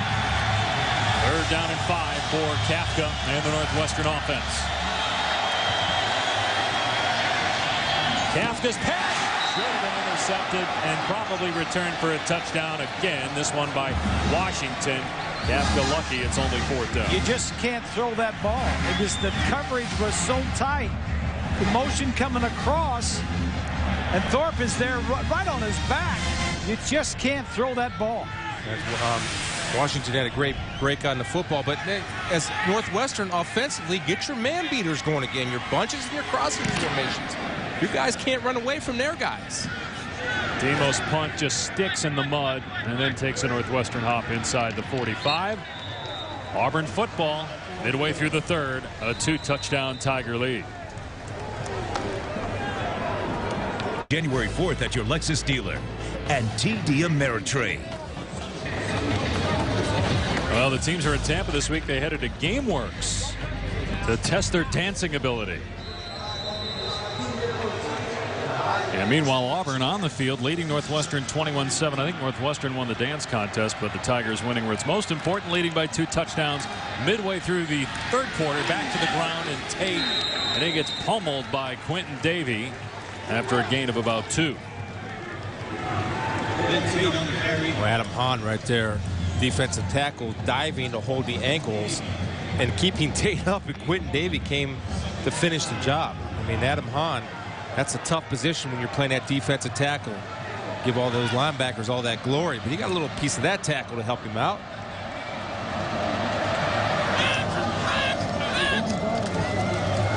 Todd pulls it back, looking to throw downfield. He's got it complete to Adams. Boy, Adams seems to be the guy that Todd looks to when he drops back to throw first. And nice play by Todd just to buy some time, fake. Somebody's in the pocket, so you step back. Adams is coming across the field. I love that route. Square in, crossing route. Just throw it around the linebackers. They can't catch. Back on the ground to Tate. And he gets maybe 2. Those are fighting words, Bob. I got more career interceptions than you do. How many interceptions did you have? I'm not sure. Come on. Oh, come on. You know.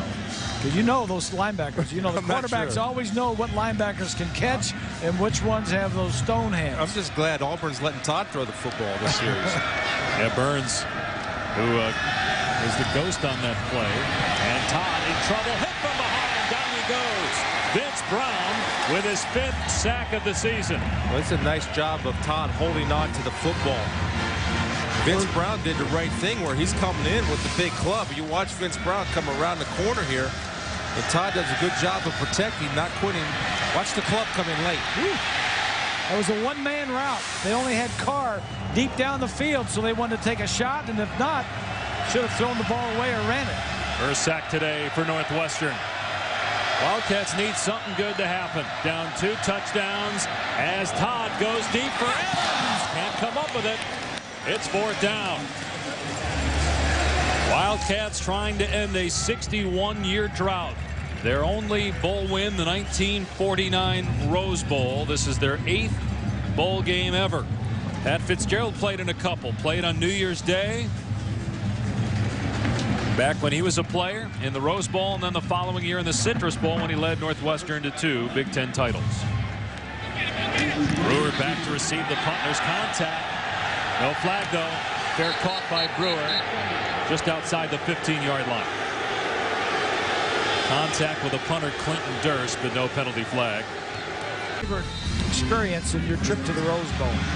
The game. I mean, playing the game. It's just it's a special feeling. I still remember a lot of plays from that game. Kafka to throw on 1st and 10, and almost another pick, and then probably should have been caught by Stewart. He couldn't hang on. Incomplete.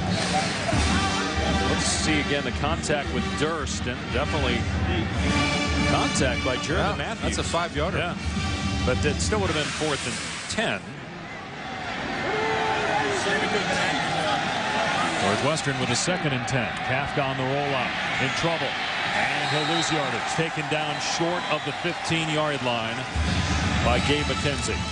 Northwestern's receivers are just getting swallowed up by the defensive backs for Auburn. They need to get some speed in there down the field. Brewer's got the best speed, so get him down the field and take a shot at it.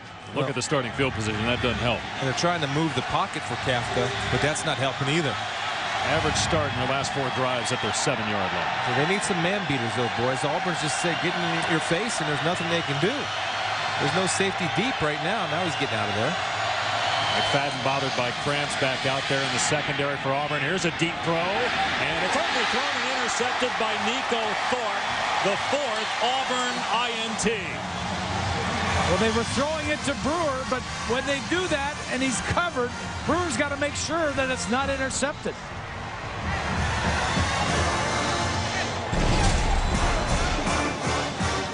This is what they need to do, get the defense off of their backs. You throw it deep. You just got to break it up. I am the champion. Okay. I am the champion. Did it just get serious in my... Mike Kafka threw the fewest interceptions in the Big Ten during the regular season, just 7. Yet he's thrown 4 today, 2 in the end zone, 1 that was returned 100 yards for a touchdown. That's why Northwestern trails Auburn in the 2010 Outback Bowl. Happy New Year. Dave Pasch along with Bob Greasy, Chris Spielman, and Rob Stone. Ben Tate takes it to the 46 for about 3 yards. Marshall Thomas on the stop. Now Corey Wooten, who many think will be a high draft pick, has not been able to do much, not been able to get much pressure on the quarterback. We've seen him on the sideline a bunch today. Don't know if he's banged up, hurt his ankle during the season, and tore his knee up in the bowl game last year. Still scouts very high on him, probably the highest prospect, as the ball pops out of the hands of Trott, incomplete. Let's check with Rob Stone down on the field for more on Wooten. Yeah, I talked to Northwestern's head trainer about Wooten. He said, no, he's fine, healthy, no problems, just coaching decisions. They have a lot of down and distance type alignments that he is not involved in all the time. So I know you guys are worried he's not out there, but it's because they don't want him out there. Some may say he should probably be out there every play because he's that good. Well, a lot of scouts are evaluating him on his 2008 film. We're keeping a little camera on him. I'll keep the eye in the sky on him. Under further review. See what he has. Incomplete pass. Well, what happened was you had an incompletion, then an immediate recovery by Northwestern. So they're going to review to see whether it was a catch and a fumble and then an immediate recovery. And if obviously, if they rule that, the ball goes over to Northwestern. Which cannot be advanced. It's right at the spot of the recovery. Since the whistle was blown.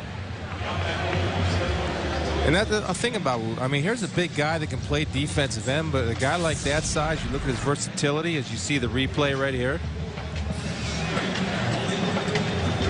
It was recovered there by McManus, and it didn't look like Trott had it, so it should be incomplete. He had it long enough.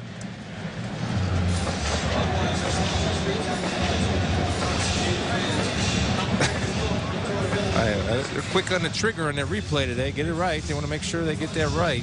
But you guys think Trott had it here? Well, he's in the air. Never touched the ground. Then Nate Williams came in, poked it free. No. Ruling on the field is confirmed. Yeah. Incomplete pass. So it'll bring up 3rd down and 8. I was just talking about Corey Wooten with his size. You see the big lower body on him. He has the versatility to play inside in the NFL at the next level with some pass rush skill. Let's take a look at him and see what kind of burst and get off he has on the football. He's been relatively quiet, just throwing power rushes on guys. He's up here at the top of your screen. Think the field has anything to do with that? Well, he's going to play in wet fields in the NFL.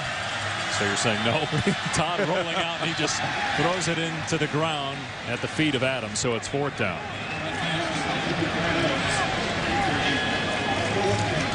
Wooden had a little pressure that time, and so Auburn has to punt the football. Northwestern not done yet, despite the 4 turnovers. It's only a 2-possession game with 5 minutes to go in the 3rd. But can they get decent field position, number 1, and then get something down the field? Durst with a moon ball, and Auburn's got 3 players down there. Did the ball, it went into the end zone, so it'll come out 2-20 as we check in with Ryan Burke. And Ryan, wow, what a year West Virginia's had. They lost to Auburn early in the year, but Bill Stewart's done a great job there, huh? He has. Taking over for Rich Rodriguez. Kafka to throw, looking for Brewer, and he's out near the 25, stood up by Bynes at the 27-yard line. DeAntoine Hood on the coverage. Mike Kafka's second team all Big Ten. He was limited in games against Penn State and Iowa because of a hamstring injury. Throwing on the run there, and he's got Fields into Auburn territory. Bumped out at the 47-yard line. Now you got to go your up tempo. Keep you moving. What that does is when they're moving the pocket and giving Kafka room to work to take some of the pressure off. And there's a little bit of a man beater right there where you run a wide receiver into two defensive backs, forcing the defensive back to go over the top to get to his coverage. Look out! Coleman comes flying around the corner and smokes the quarterback, Mike Kafka. Beats number 75, Netter. A little shake and bake. And Netter lunges. And when you lunge and get that front body, upper body leaning forward, Grease, you don't have a chance to block anybody. And you saw that's why we've been talking about Coleman, because he can do just that to an offensive tackle. Very close to a blow to the head there by Coleman. What looked like a clean hit on the replay. Here's Kafka on second and long, in trouble again. And almost sacked eventually. He does get sacked. Back at the 48-yard line by Antoine Carter. Well, the Auburn players saying they were held, but yeah, no play. The man coverage in the secondary was giving the defensive lineman time enough to get there. Kafka had nobody to go to. Actually got positive yardage. Actually got 2 yards, so 3rd and 15. And Brian Mulrow, the right guard, shaken up, will come to the Northwestern sideline. Either that or an equipment problem. Taking his helmet off.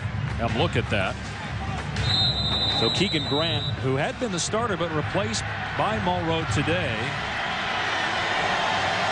on the field at left guard for 3rd down and 15. Kafka has time, goes deep for Brewer. Underthrown, flag down, going to be interference on DeAntoine Hood.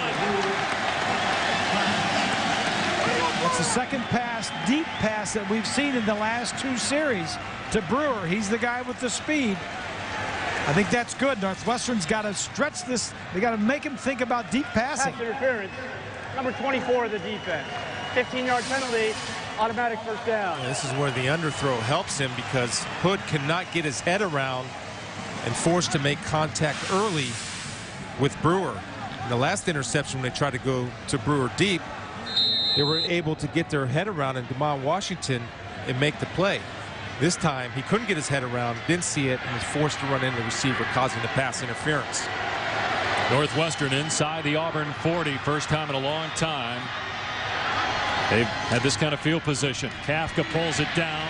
McFadden, the corner, came flying in there, along with Michael Goggins, to make the tackle at the 35. You got Hood and Brewer down there jawing a little bit. Brewer went down there and cut his knees on a run block. Hood didn't appreciate it. See if they get a little extracurricular activity going. They protect Kafka. He's going for Brewer, who's open. Touchdown! Hood quit. Hood quit on the play. He slows down. I think Brewer kind of suckered him into believing that the ball wasn't coming to him, and then there it was, a great throw. I think his concentration was broken because the previous play, Brewer cuts him. First of all, this is the best deep ball that Kafka's thrown all day. Watch Hood, he slows down. He doesn't even know that Brewer's in the route. But I think his concentration was broken, and Brewer lulled him to sleep, like you said, Grease. Bam. So a 39-yard touchdown catch earlier. Now a 35-yard touchdown catch. And Demos for the point after. It's a one-possession game with 2:42 to go in the 3rd. Take a look, Pash. I mean, this was set up, I think, the previous play when he cuts Hood on the running play and gets the concentration.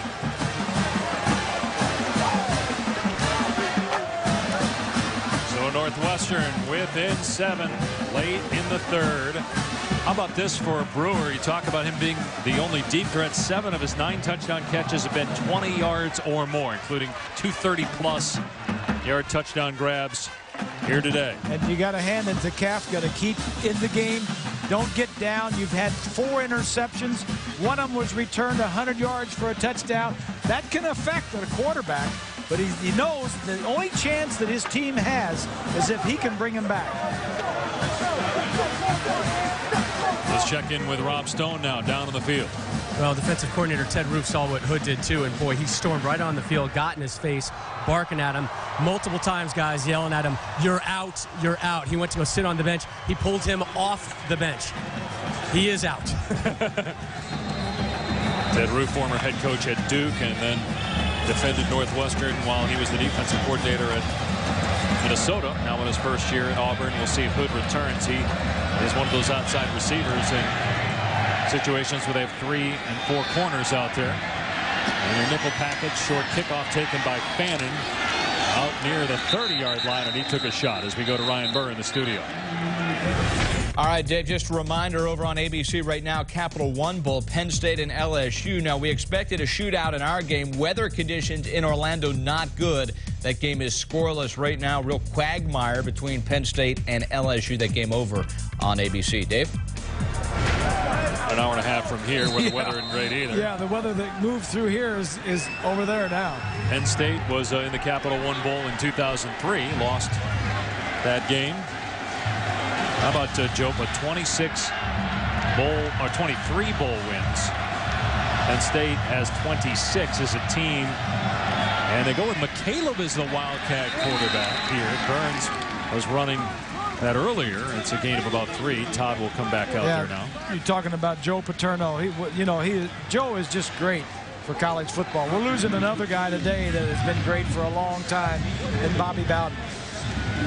I think of the few years back when both of those teams, Penn State and Florida State, played in the Orange Bowl, and those two guys played together for the last time against each other. They're just great ambassadors to the game of college football. Todd throwing, and he's got Terrell Zachary. Good tackle, short of the first down marker at the 37-yard line. So a big third down coming up. Yeah, I agree with everything you're saying. Bobby Bowden's an institution, but it's amazing. Just looking at the sidelines, we saw Pat Fitzgerald there jumping up and down like he's playing linebacker again. Energized the whole football team. The defense now is energized running to the football. Todd on 3rd down and 2 with all day to throw. Everybody covered. Here comes a sack back at the 31. Nate Williams. Coverage sack, boys. Northwestern got in their grill. They played man-to-man. They took everyone away because every single receiver for Auburn ran a stick route. That means you run to the sticks. It made it easy coverage, and Todd is stuck. He looks to his left, then he comes back to his right, and the receiver over there is covered by McManus. In fact, he didn't get off the line of scrimmage. Nobody to throw it to. Durst to punt. They'll set up the return. Brewer just scored the touchdown. Fair caught at the 33-yard line. Decent field position for Northwestern this game, and talk about the future of Lovie Smith with the Bears, and also how things are going with the Chicago Bulls. Kind of been up and down the last couple weeks. Blew a 35-point lead in a game against Sacramento, then bounced back with a win last night on New Year's Eve. Here's Dunsmore out on the flat. Good stiff arm, and he breaks free! Dunsmore being chased by McFadden inside the 20. Drags into the 10. Breaks a tackle. Northwestern winning a point.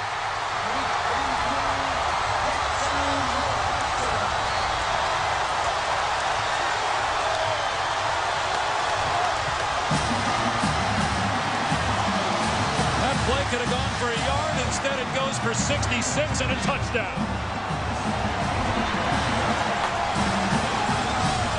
McFadden's been shaken up all day, and he could not bring down Dunsmore there inside the 20-yard line.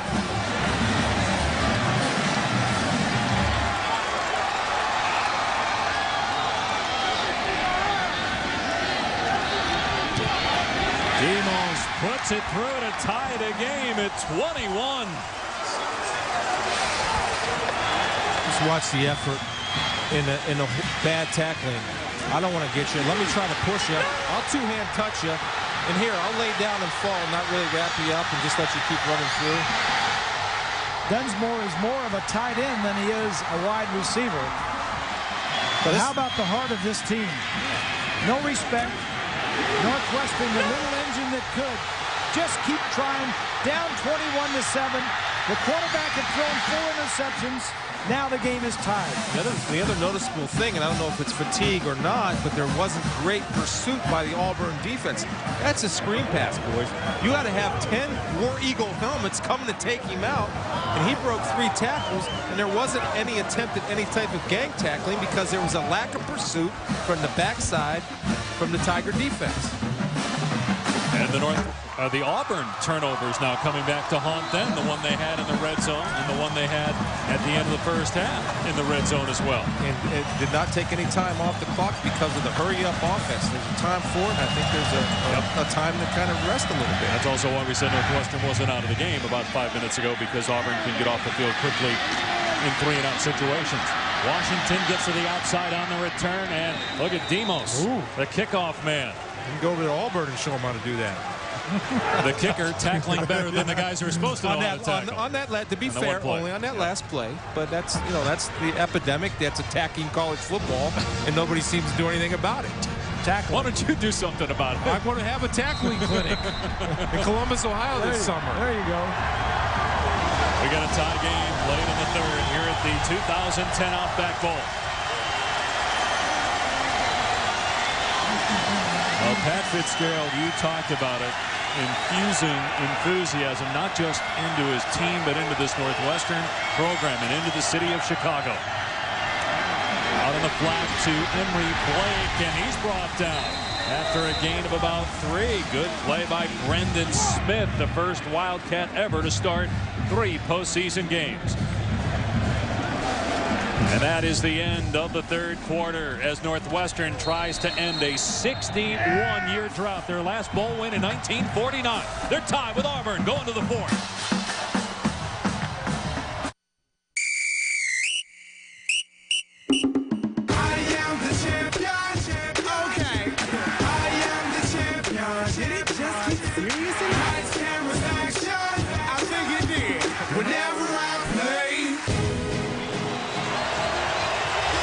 Happy New Year from Tampa. 4th quarter of the Outback Bowl, the first college football game of 2010. We're tied at 21. Auburn with a 2nd and 7 from its 38. Todd to Zachary, and he fumbled the ball. It's recovered by Auburn. Jay Wisner recovered it.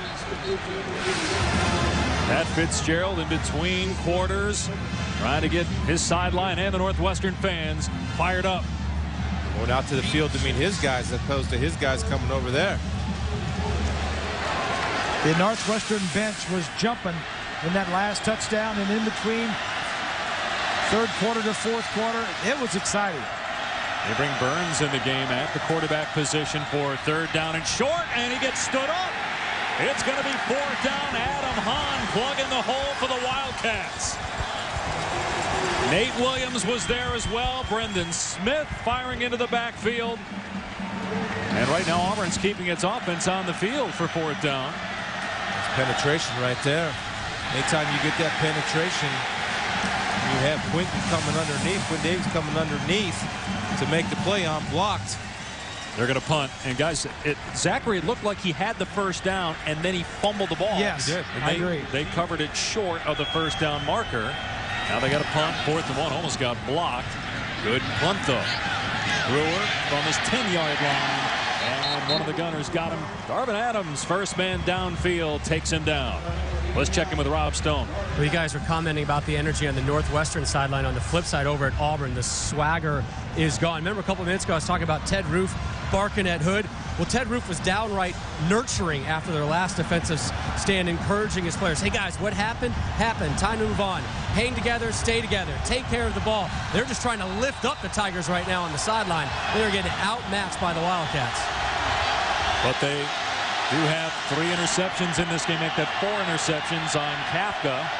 We'll be looking for a takeaway here as Coleman got pressure and hit the quarterback, but Kafka got it away for a 1st down to Dunsmore, and there's a penalty flag probably for that hit by Coleman on the quarterback Kafka.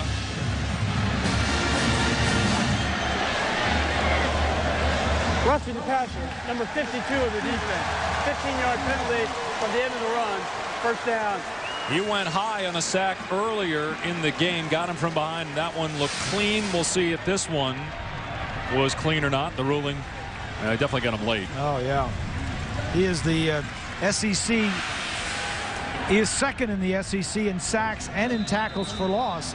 Didn't get much of a block from the offensive lineman there, but when the quarterback gets rid of it that quickly, you got to pull up.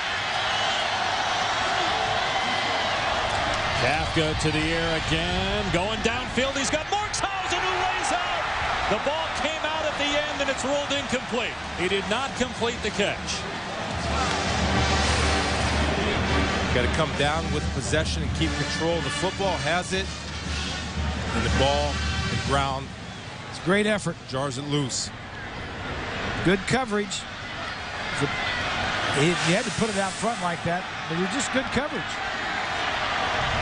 Kafka rolling out, going to get hit, got rid of it, and another interception. Bell with his second pick of the game, the 5th. Auburn interception and a late penalty flag. Vines got pressure on Kafka and forced the high throw. Let's see what the flag is, though. It was thrown during the run back. Good job of moving the pocket, but thrown across his body.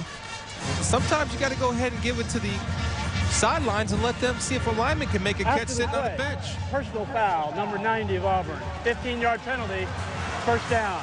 Boy, not a smart play by Nick Fairley. That's a killer, isn't it? You make a good play, you get an interception, you got to have good field position, and then you lose 15 yards.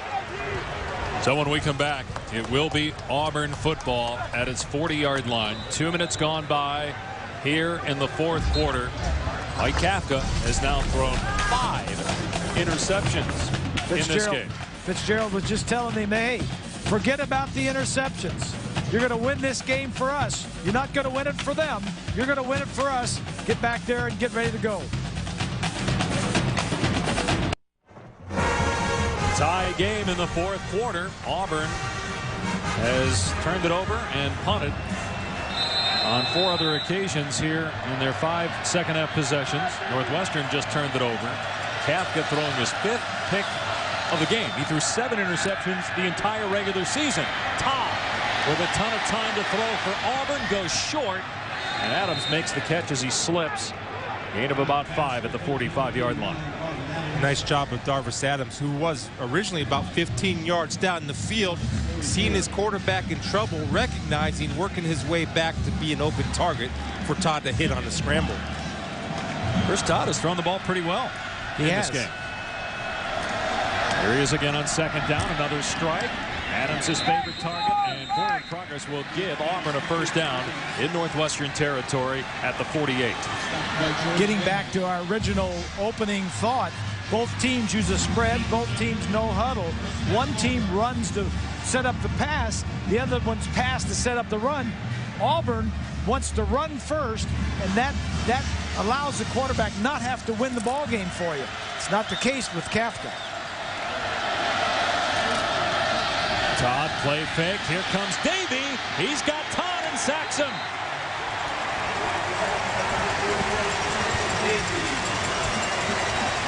Third sack today for Northwestern. Coach Hank is drawing him up from the outside. Here comes Davey sneaking around. Ben Tate is responsible for him. Ben Tate didn't see him behind the big lineman. Ben Tate went out to the route where he should have been in pass pro on the blitzing linebacker. Loss of 6 on the play. Auburn at 7-5. Northwestern an 8-4 record during the regular season. Todd to throw again, and a beautiful toss over the outstretched arm of Davey, the linebacker, and the 11th catch for Darvin Adams today. This kid can throw. Chris Todd spent 2 years at Texas Tech, transferred to junior college, and then came in here to Auburn. Has played the last 2 seasons. We asked him why he left Texas Tech. He said he just didn't fit in. Had nothing bad to say about Mike Leach or the coaching staff there. Just said it wasn't the right fit. Right. He originally came to Auburn because of Tony Franklin, who was at Troy, and that's where Todd was thinking of transferring 2 from Texas Tech. Northwestern's defense countered with an audible off the Auburn audible. Todd being chased by Wooten, gets rid of it across the middle, and Adams made the catch inside the 30-yard line. He's made every big play in the passing game for the Tigers today. It's a great job of buying some time by Chris Todd. Watch him as he's going to drift to the left as the pressure. He feels the pressure, keeps his eyes downfield. That's just a super play. Brian Peters had to play on the ball. He's got to go around and avoid the wide receiver to get a big haul on the ball. Inside the 30-yard line now. Todd looking deep. He's got a man. Caught inside the 10 by Cody Burns. Stacked up. They'll give him forward progress to the 5. It's 1st and goal. The offensive line gave Todd plenty of time. Defensively, they're playing zone, so there's nobody running with these guys. Found him right open in the middle of the field. A new school record for Auburn, single season total yards. Here's Tate trying to get the corner. He does! Touchdown Auburn! Tigers back on top!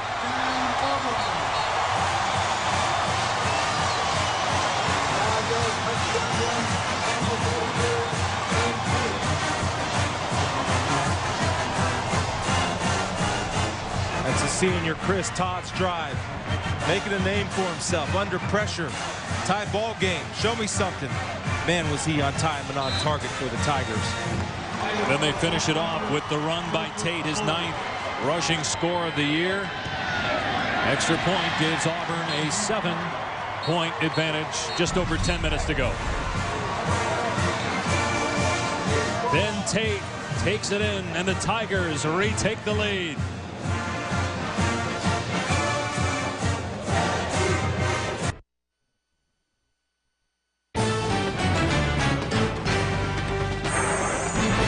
ESPN College Football, the Outback Bowl, is brought to you by the United States Marine Corps, the few, the proud, the Marines. Mazda's drive-off event, where you can sign off on the best deals and drives of the year. And Capital One, what's in your wallet? Last night in Tampa, as part of the Outback Bowl parade, high school bands from all over the country performing, along with Northwestern and Auburn bands, and some of those high school bands performing at halftime of this game. Here at Raymond James Stadium with Bob Greasy, Chris Spielman, Rob Stone down on the field. I'm Dave Pasch. Auburn leading Northwestern 28-21.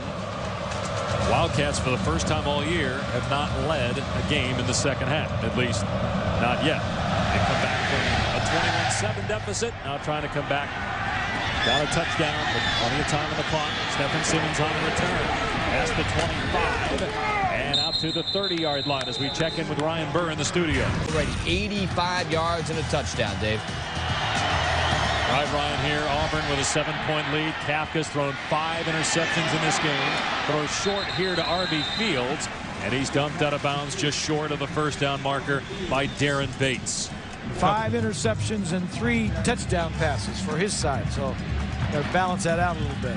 What an answer by Auburn. All the momentum was on Northwestern's side. Now let's see if Northwestern can counter. And Kafka, smart play there, throwing it away. Let's check in with Rob Stone. Hey, Dave, they say tragedy equals comedy. Here's Coach Fitzgerald during the last break. He's yelling at his players, yelling at Kafka. He's going, guys, we've been playing with 10 men all game. We've been playing with 10 men. Our quarterback has been playing for the other team the entire game. The good news, though, we got him for the remaining 10 minutes. We're in good shape, guys. Good news and bad news. Well, he's got a career high in terms of passing yards. And again, 5 interceptions. Not all those were his fault. One was tipped, the first one in particular. And one was returned 100 yards for a touchdown. That right now, I guess, is the difference in the game. As Kafka, quarterback draw, and it's going to be close. Tackled by Craig Stevens, and I think he's going to have Blake's it. also there. I think he's going to have it. All right, baby. It is a first down for Northwestern. Hurry up. Hurry up. That's what they do. Kafka looking deep, and might be another pick. Out of bounds. Incomplete. Intended for Brewer. Well covered by Bell, who's already got 2 interceptions. Today at 4:30 on ABC, it's Ohio State and Oregon in the Rose Bowl game presented by Citi. Big Ten has lost 6 straight BCS games. Meanwhile, the SEC has won 5 straight BCS title games. It's the Citi BCS National Championship, pitting Alabama against Texas. Kafka finds Ebert over the middle, and it appears to be another Northwestern first down into Auburn territory. It's just interesting to watch the execution at the high tempo that both offenses are operating at. Northwestern right now is doing a good job of pass pro, and it looks to me like there's a little bit of fatigue on the pass rushers from the Auburn side. 76 offensive play coming up for Northwestern. Kafka's thrown now 52 passes. He's got Dunsmore, who breaks one tackle and stumbles to the 42. He scored on a similar play in the 3rd quarter, breaking tackles. Yeah, he couldn't break that one, though. It's Damon Washington. It's tough duty for Damon. I mean, Damon can match you for speed, but what Damon has to do when you tackle, you have to run through the tackler. You don't go to your knees. If you run through to him, you at least keep your strength with you. Kafka throws high, intended for Demetrius Fields. He was well covered by Nico Thorpe. So 3rd down and 4. Is Northwestern in 4-down territory yet, guys? Oh, yeah. This is too long for a field goal. With their offense, if they don't pick it up on this down, the bottom line is we have 2 downs to pick up 4 yards. And I think we can do that on one of the other downs. And their offense is good offense. I'm not sure about that, because Auburn's going to run their 2-minute offense with 8 minutes to go with a 7-point lead. So you'd punt it if they don't pick it up here on 3rd down. Try to pin him deep. We'll see what happens on 3rd down. Kafka going for Brewer. There's contact. Brewer makes a great play, but a flag down. Flag down. We'll see who they get here, if it's Brewer or the defender. Nico Thorpe is pointing like he was pushed. And it looks like they're going to call it against Brewer. Pass interference. Number 12 of the offense. 15-yard penalty. 3rd down. Pat Fitzgerald doesn't like it. What'd you guys think? Right call? Well, I want to look at it again. Both hand fighting right there. Yeah, he threw him down. Kind of grabbed him and threw him to get to the ball. Watch the right hand right there, Chris. Right, yeah. And you do that. I mean, you know, he didn't know that he was going to grab him and throw him down. He was just hand fighting to get to the ball. If nothing else, just so he doesn't pick it off. A good job of Thorpe using his body, looking back to the football. Now it's 3rd and 20 if you don't get it here. Well, you got to be careful you don't throw a pick. Here they come. And again, deep pass, this time for Stewart, and out of bounds. So it's 4th and 20. Northwestern will have to punt. Again, Nico Thorpe with coverage. Good job by the Auburn secondary throughout the game today. I'm going to see now, after Auburn gets the football, what type of tempo they operate. Are they going to stay in their high speed, quick tempo, or are they going to slow down just a tad to run some time off that clock? Off the side of Demos' foot again. He's had a couple of bad kicks. Maybe that's why Bob was saying they should have gone for it on 4th and 4 inside the 45, but they didn't get a chance because of an offensive penalty. And they're down 7 to Auburn midway through the 4th. ESPN 26 minutes from now, guys. Should be a great game. West Virginia coming off a narrow win over Marquette. Meanwhile here, with 8:11 to play, Auburn leading Northwestern by 7. And we'll see, in terms of tempo, what we get from the Auburn offense. It's a strange figure right here. These Auburn guys in a huddle. They don't do that very often. Out of the flat to Fannin. He's got blockers out there. And finally banged out a play at the 43-yard line, a couple of yards shy of a first down. I think a little bit of Ben Tate time. Ben Tate's an effective runner. So far in the day, 79 yards rushing on 16 carries. Let him pound it up in there a little bit. Tate, the number 5 all-time leading rusher at Auburn. Been some great ones here. Ronnie Brown, Carnell Williams, Joe Cribbs, James Brooks, of course, Bo Jackson. Here's a pitch. Terrell Zachary with blockers again. Zachary inside the 30-yard line, inside the 15, pushed out around the 10. Zachary had a long touchdown run against Alabama, and he almost went the distance here. The same play that he ran against Alabama. It was a fake to the wide guy, and then he coming back the other way. This is the exact play that they ran against Alabama. So first down and goal. Here's Tate. Tate to the end zone. Touchdown, Auburn. And another penalty flag for celebration. Selfish. Means they'll kick off from the 15. And there's plenty of time left. 7:32 to go. Let's see if Coach Chiswick addresses it on the sidelines as Tate heads over. Yep, he grabs him. 10th touchdown of the season, second today for Tate, but he's getting an earful right now from his coach. Pointing to the clock. What are you doing? Pointing to the other end of the field where we got to kick off from. Oh, Gene Chiswick, a former player at Auburn, too, going mask to mask, face to face there with his player.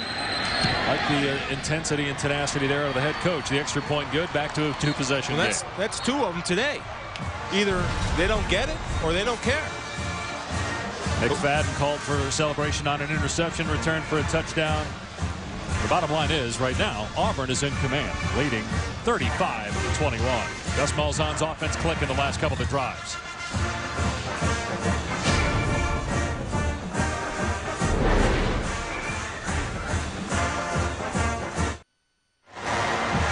Bo Jackson, the all-time leading rusher at Auburn, in attendance here in Tampa. The Outback Bowl, ironically, lives now in the Chicagoland area where Northwestern's located. Sorry, Chris, this brings back some painful memories seeing Bo Jackson. Bo was in he and Barry Sanders were played against a lot of great players, but right there, straight out, flat out, beast. And for the second time today, Auburn faked as if they were going to run up and kick the ball. They had a successful onside kick in the first half against Alabama. I don't know if you want to try it here, though, from your own 15 after the Tate penalty. I'm sure that didn't please Bo Jackson to see a running back like Tate with that kind of a decision after a touchdown. Big return for Simmons, maybe, but he gets tripped up at the 41. Otherwise, he might have had a huge return. Meanwhile, let's check in with Ryan Burr. 6 against number 4, and it's coming up next. A lot of time left in this ball game, Ryan, as Markshausen makes the catch. Northwestern's already come back from 14 points down once. That was late in the third quarter. They got the ball in Auburn territory. Markshausen just one career catch as a walk-on his first 3 years. He's got 8 today and 87 on the year. He was just a walk-on transfer. His 5th year at Northwestern. Kafka to the air again, over the middle again to Dunsmore. Spun down at the 41 by Walter McFadden. Let's take a look now at Northwestern's pace. They've been operating at a high pace all game, and so this is nothing new for them, and have shown quick strike ability with Brewer, their #1 deep threat. Second down and 4. Little flanker screen. Stewart. It's hit hard by Bynes and finished off by Goggins. It'll bring up third down. Bynes, the middle linebacker, when he saw that ball go out to the wide receiver, ran from his middle linebacker spot all the way out there and picked up the tackle. Ted Roof is as intense as they come as a defensive coordinator.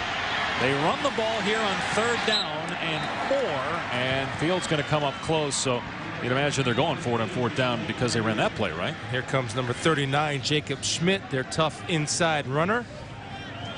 He's a hockey player in high school. Again, we kind of called him the big back, and he's the heaviest, but he's at 200 pounds for Northwestern. And 4th in the Big Ten and 4th down tries, and 1 of 1 today.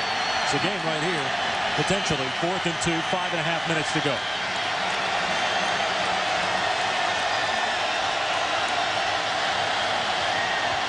It'll be Schmidt, and he's got the first down. Good blocking on that left side by Mulrow, the left guard. Burkett, the center, Netter on the left side, the left tackle. They picked up a couple of big fourth downs. They got their motto, Hog Pride. Hog Pride won right there. Kafka with a fresh set of downs in trouble. Gets bumped by Coleman. Keeps his balance. And throws it away. And he got hit by Fairley, too, after he released the pass. Back up.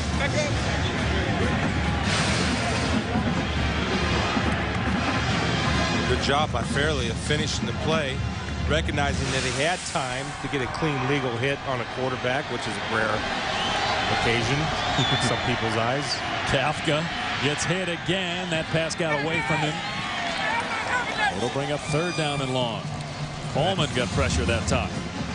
Auburn has some depth. They don't have a lot of depth in the back 7, but in their front 4, they run about 7 to 8 guys in there, which allows them to get fresh bodies. And you got a guy like Coleman able to turn that corner. Such a plus. 3rd down and 10. Northwestern again in 4-down territory. They've been successful in the middle of the field, boys.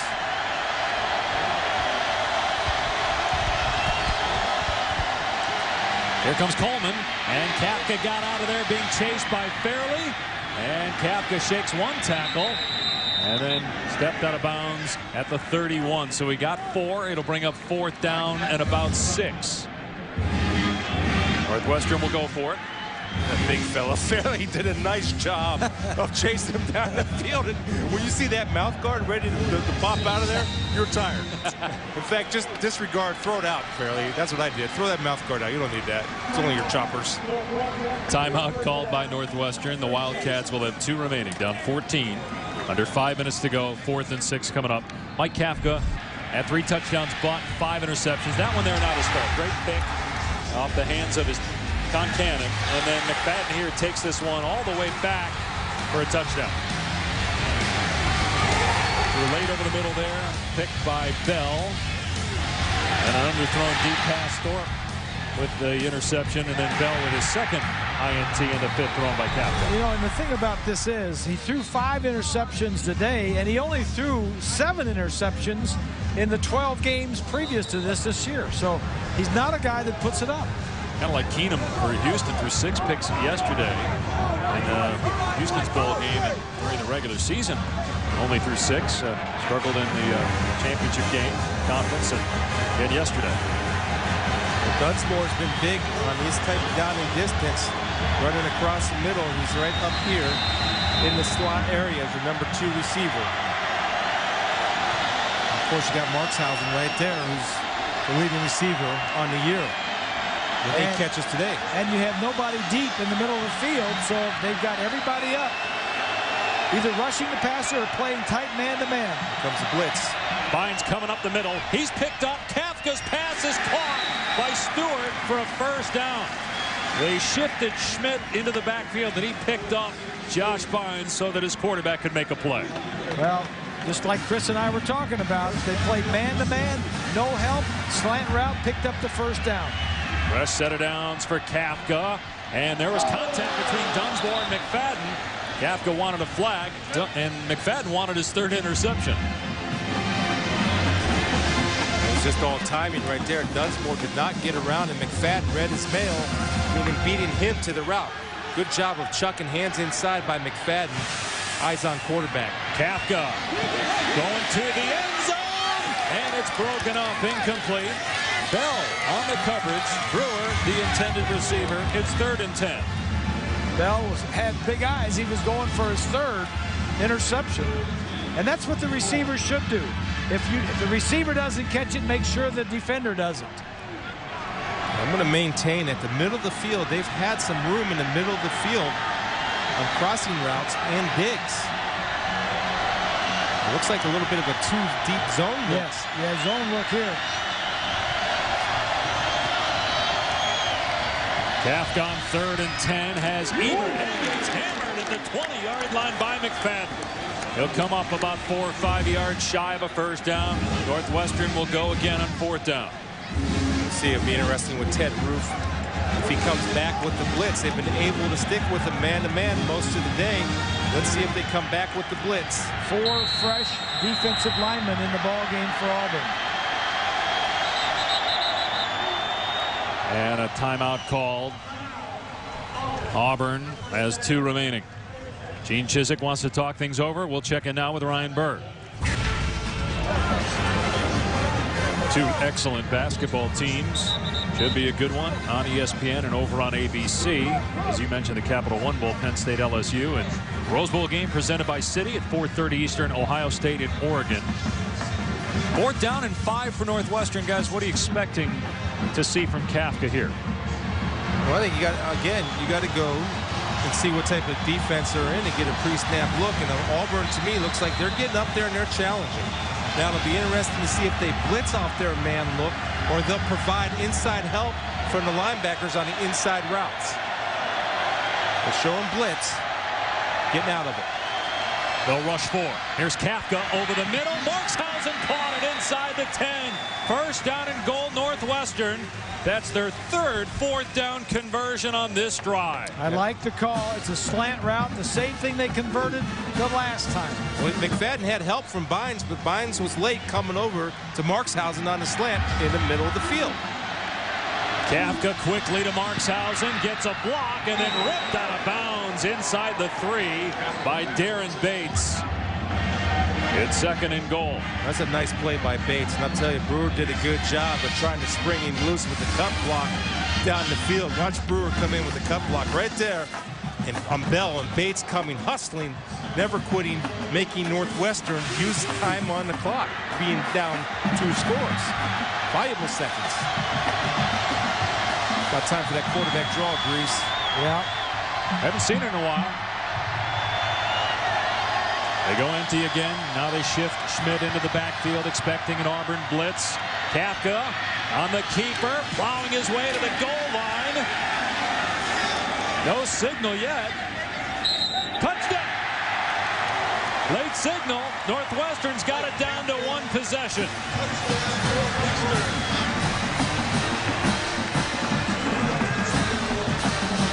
It's been 61 years since Northwestern won a bowl game. The 1949 Rose Bowl. Auburn's used to playing in bowl games. Wildcats are not done yet here. Just good effort. And remember, this drive was set up because of Ben Tate imitating a basketball player, saying 1, 2 through me. Ruling on the field, a touchdown. And they were able to get the kickoff back to the 41-yard line for great field position. Yep. And that's why Gene Chizik should be upset. And that's twice that happened in this game. And he certainly was. He stopped Tate over on the far sideline as they're reviewing this play on the Tate touchdown to give him an earful about that celebration. Let's see where the ball is when the knee went down. It's very hard to tell. There's no way you can tell. So it's going to stand. The guys that make the calls on these, whether it's a touchdown or not, are the linesmen, the one that's looking straight down this line. Again, how can you tell where the ball is? Unless that's why it delayed him. This one may from behind. Scrum. That's rugby scrum. Yeah. I was checking that out on ESPNU. The rugby scrums, rugby games. You like that game? I loved it, man. And this looks like the scrum. You see the big offensive lineman. Bartell's coming in there and pushing his guy in there, scrum-like. Whatever that means. I got to bed early last night. For the review, the ruling on the field stands. Touchdown. Yeah, there's no way they can overturn that. You can't see the ball, and you can't see really the knee of Kafka. I got to bed early last night, New Year's Eve, but I hear you guys were out partying. Oh, yeah. Huh? Especially Spiels. He's kind of a wild guy. Yeah. Yeah, Chris was staying up watching Gladiator films all night. Demos for the point after. And it's blocked! What a huge play by the Tigers, blocking the extra point. Let's see who gets it. Rarely, it should never be blocked from the outside. If it's blocked from the outside, then the snap is slow, and the exchange is slow.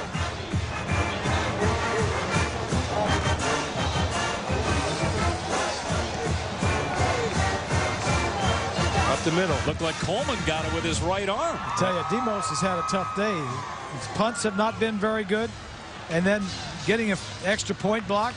Well, and there was no penetration by Coleman. Coleman does a good job of getting in there, but he's not even elevating off the ground, so that ball was a line drive. Now, an extra point, you got to be good enough to put a little loft on it. Exactly. Still a one-possession game, exactly. But now Northwestern. Still go for 2 points. Yep, they've got to get the ball back, either on an onside kick or they do have 2 timeouts. They could elect to kick it deep. What would you do? Would you go onside here, or do you just kick it away? What would you do, Coach? I kick it deep. Take my 2 timeouts.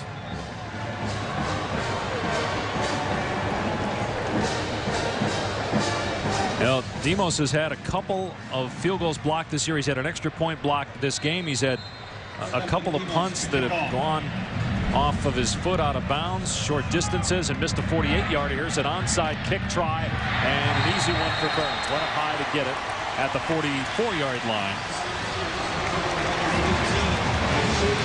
We'll see if Auburn keeps it on the ground here with 3:19 to go, and Northwestern with 2 timeouts remaining, or if the Tigers take some chances. The only reason why I would kick it deep is I would try to create some type of field position. Obviously, you're going to forfeit some type of time, but if you kick it deep, you have a chance to get some type of field position created. Yeah, but the other thinking is we haven't stopped those guys. You can go either way, yeah. Yeah. The other thing is we haven't stopped them much. They've all this yardage. So let's try and get the ball back. Got Burns in at quarterback from the Wildcat formation.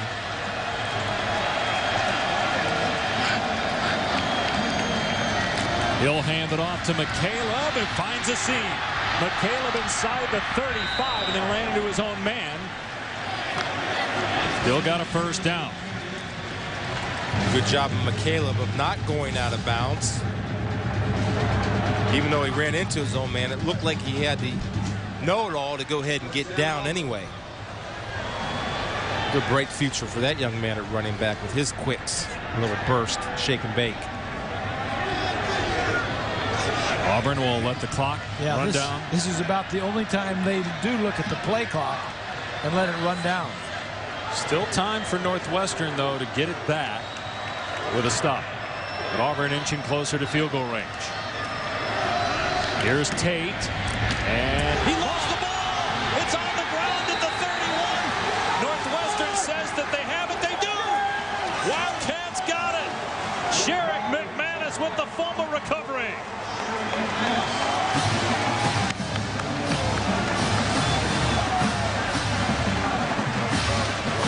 Wow.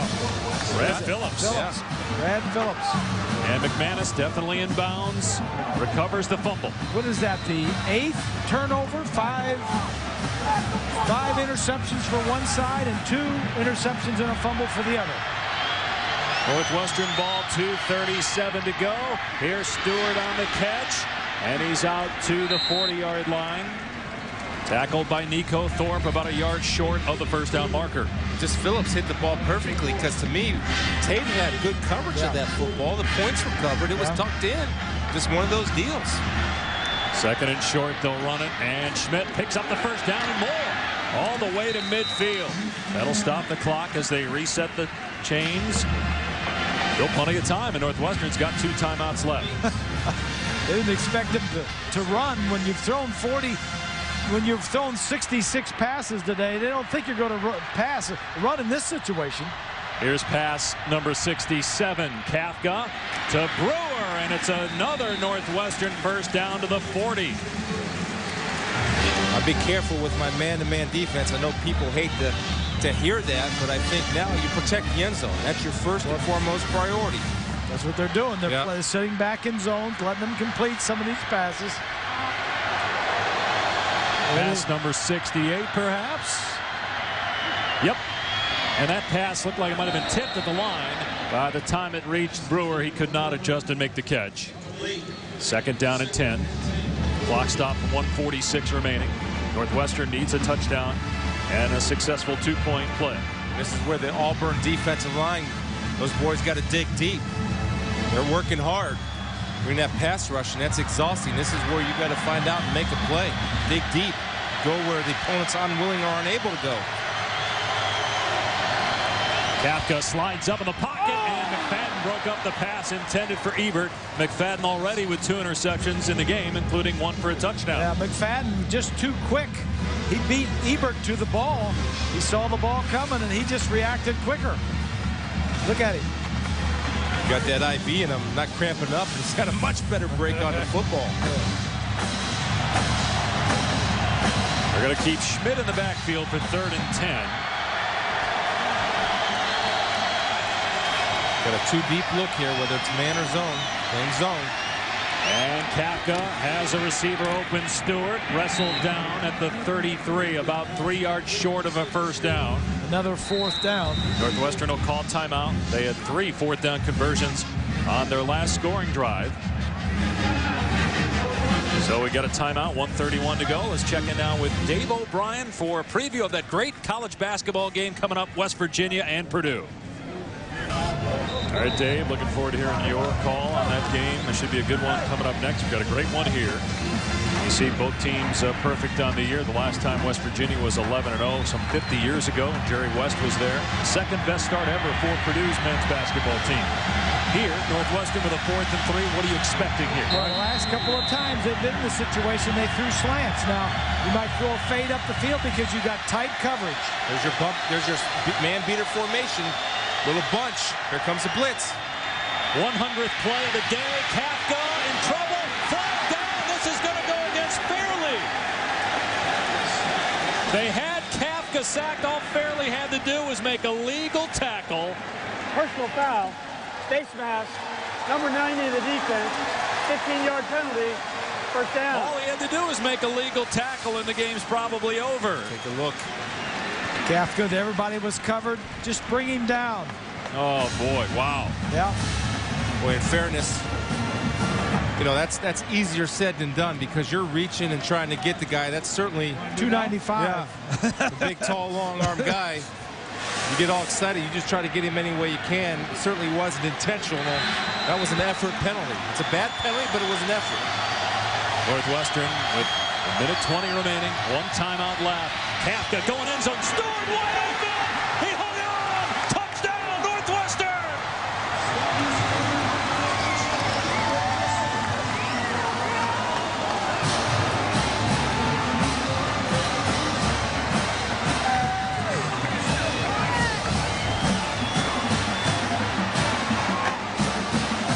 Patty Fitzgerald at the 12-yard line. You make sure everybody knows we're going for 2. Well, they had the extra point blocked on their last score, so they have to go for 2 here. What's the play call, guys? Well, they work on this. They work on these 2-point plays every week. They have 2 or 3 or 4, and they're going to run the best one they've got right here and now. Brewer to the corner. Let him go get a jump ball. Here's the 2-point try. The end around to Brewer. He's going to throw. He's got a man open. Tie game. Brendan Mitchell with a 2-point catch. We're even at 35.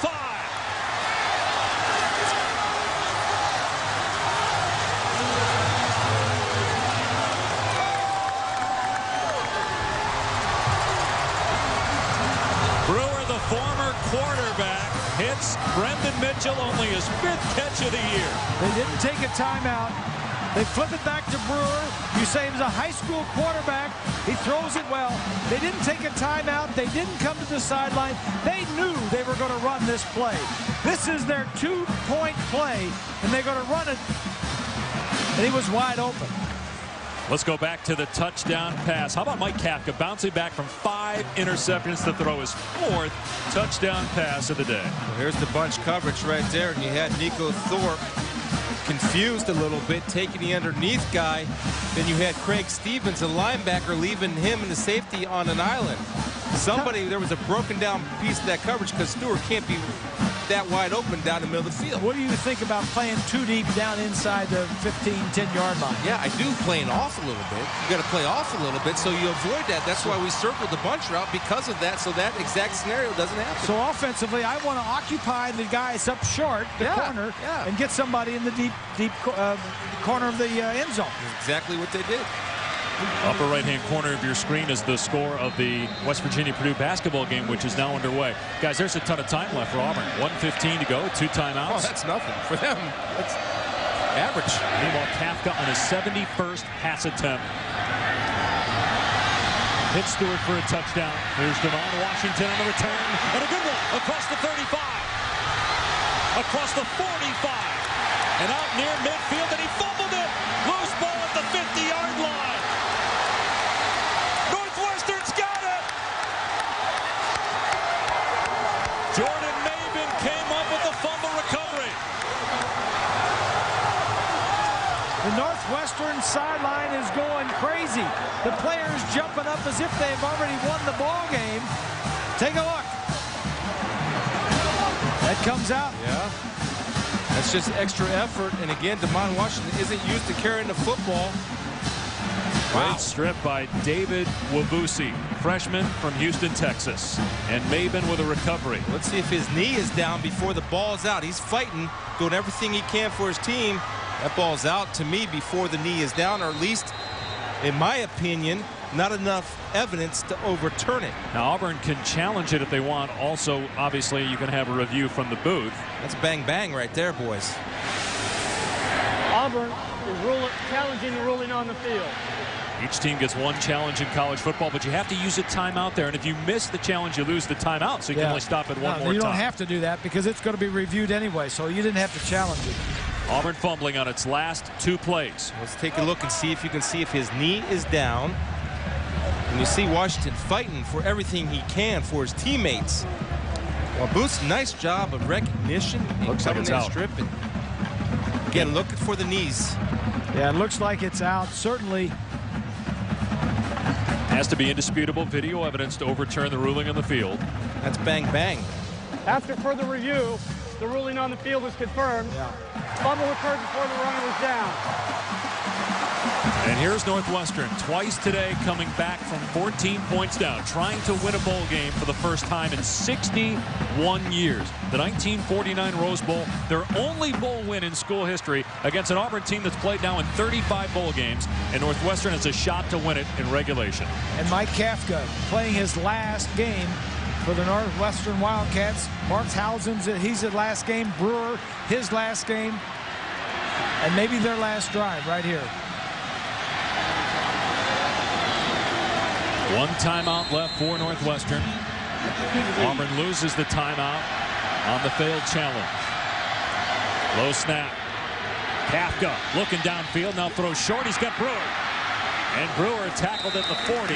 Keep in mind the field goal kicker Stefan Demos has missed a 48-yard field goal today and had an extra point blocked. And it's not, he had a couple of shanks on the punts. He punts and kicks the field goals. Here's Fields to the outside, tripped up. Good play by Thorpe at the 34-yard line. Clock stop with 39 seconds left. On the first down, they'll start the clock on the ready for play.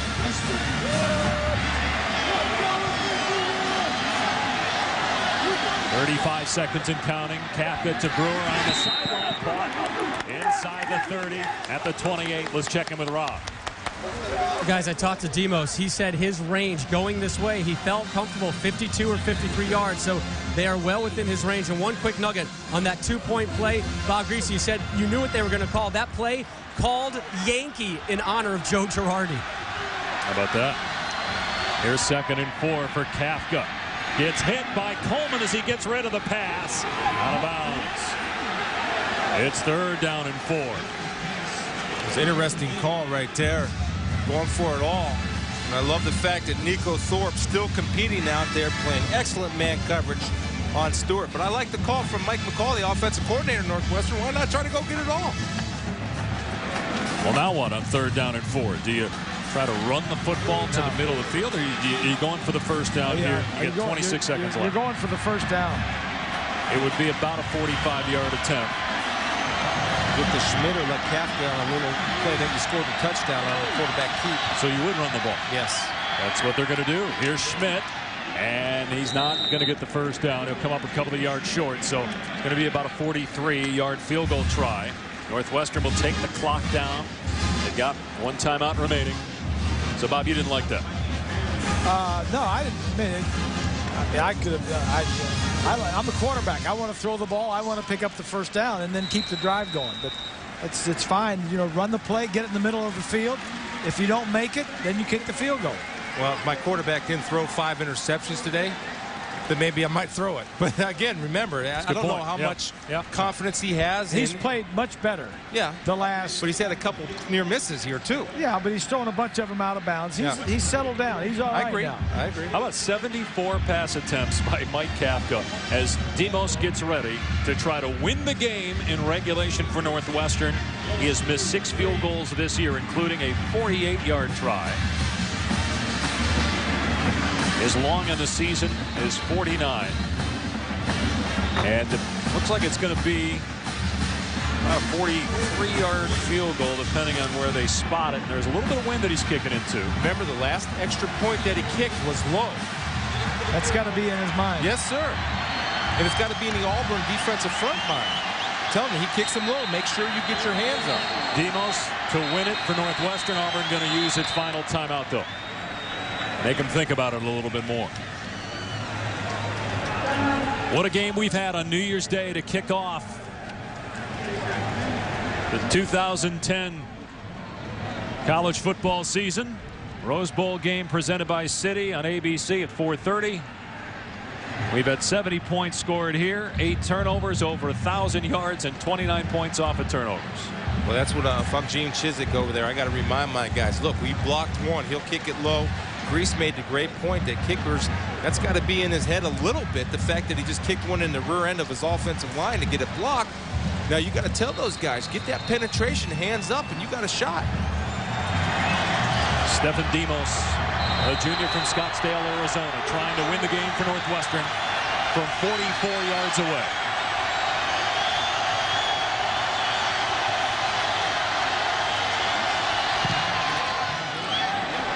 And he missed it wide to the right. We are going to overtime. Still climbing that mountain. 2 misses by Demos. You wonder if that'll impact Pat Fitzgerald's decisions in overtime. Meanwhile, an injured player down for Auburn at the 33-yard line. Yeah, I think two guys might have knocked themselves out and ran into each other coming off the corners. Good snap. Good hold. Maybe tried to overkick it a little bit, which sometimes results in a pool.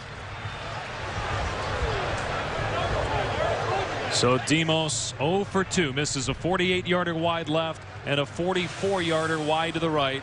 It was Walter McFadden who was shaken up for Auburn. Meanwhile, as we get ready for overtime, let's check in with Ryan Burr in the studio.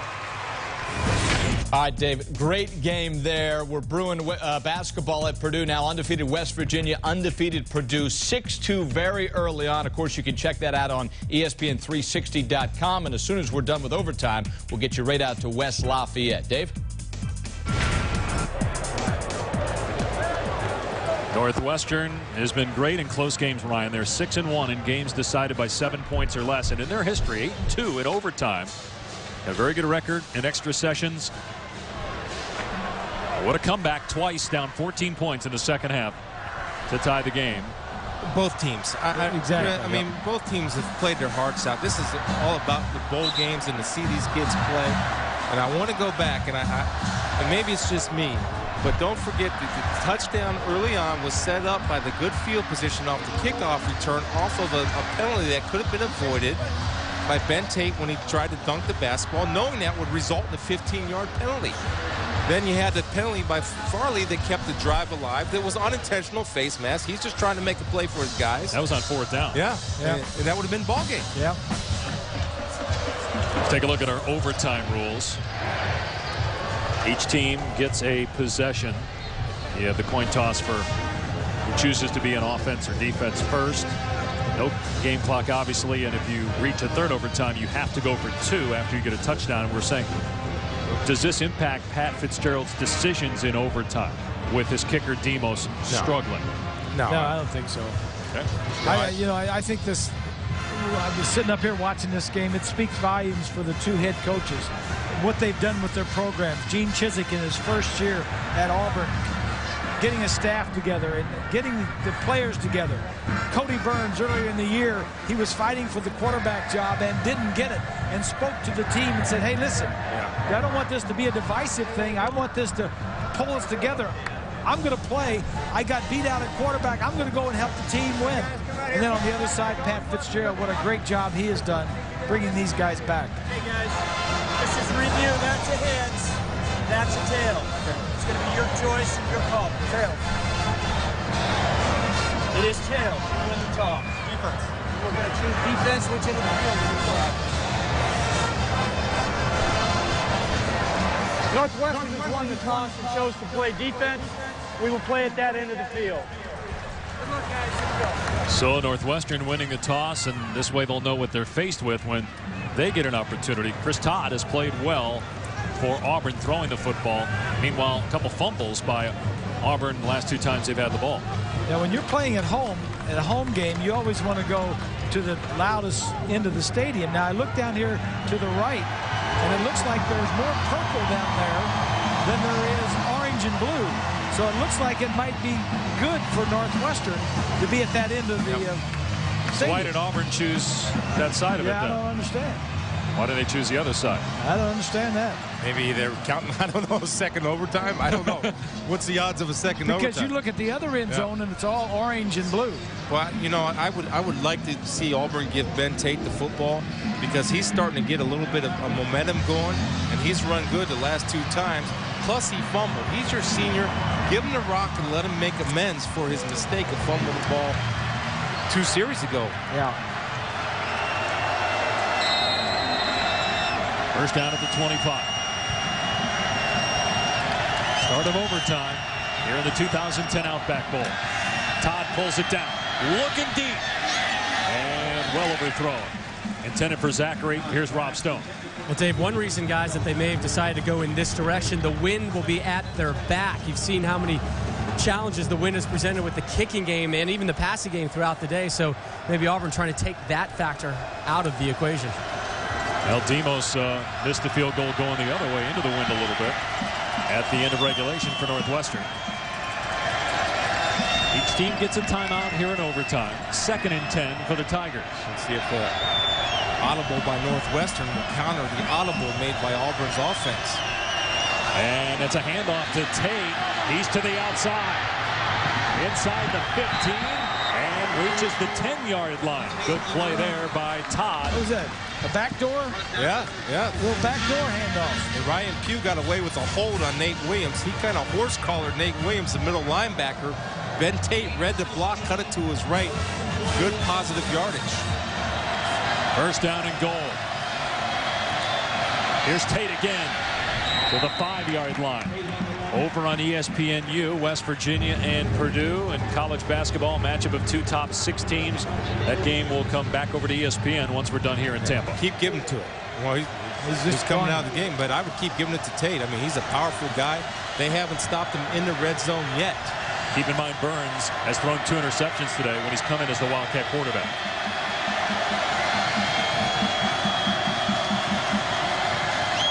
Here Burns is going to run. It's hit at the 4-yard line. He was tripped up initially by Williams, cleaned up by Sherrick McManus. It brings up 3rd and goal. They'll bring Todd back in.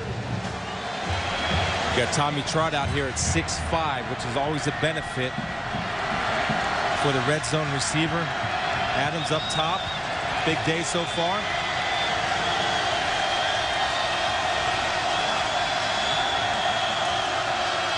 Back to throw. End zone. It's tipped and incomplete. It's 4th down.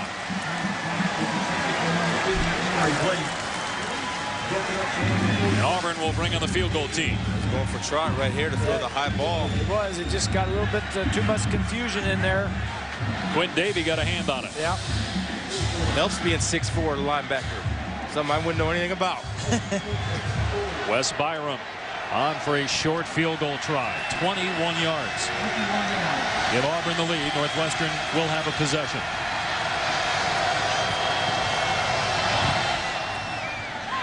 And it's good. So Auburn leads at 38-35. Let's go back to the studio before Northwestern gets a turn. Here's Ryan Bird. Back for the conclusion overtime, guys. All right, Ryan, looking forward to that. Over on ESPN again once we're done here on ESPNU right now. So Auburn guys by 3. And Pat Fitzgerald has watched this team come back twice in this game from 2 scores down as Kafka really has settled in. So what are you doing now that maybe Kafka's got more confidence? Well, you're doing what you've done in the last 2 or 3 drives, and that is play solid football. Don't try to force anything. Chris, do you take any chances here if you're Kafka? Oh, yeah, I think you play to win. If you know something or you feel something, you run it. See what kind of defense. Auburn's playing a zone defense. He's handed off to Markshausen. He's going to try to throw it back to Kafka, who is well covered. Auburn not fooled. Markshausen gets a block, and he's pushed out of bounds at the 21. Well, they're going to take a chance there. They're going for the win. That's a man beater, and that was good discipline by Ted Roof's defense. Being in a zone coverage helped them defend that play. If that was man coverage, nobody ever accounts for the quarterback. And they were expecting man. I guarantee you, Pat Fitzgerald was expecting man coverage.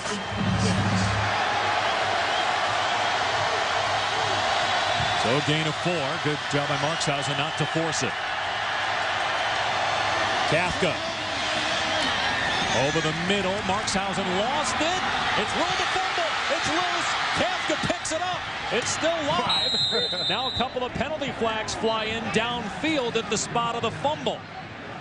It was ruled a catch and a fumble, a recovery by Kafka, but again, penalty flags down. Did he ever secure it, guys? I don't know. That's a tough one. And let's see what the penalty is. I don't know if they're going to get somebody for late hit because it was thrown back by Markshausen. The flags, to me, I don't know if he had complete possession of that football. I don't think he did. And had Auburn recovered that fumble, it would have been the game. And first going to figure out the flags, but every play is reviewed, so upstairs the technical advisor already taking a look at this to determine whether it was a catch or not. You see if it's after. Remember, there are 2 flags, as you said, yeah, Dave, right down there in the field. It's yet to be determined.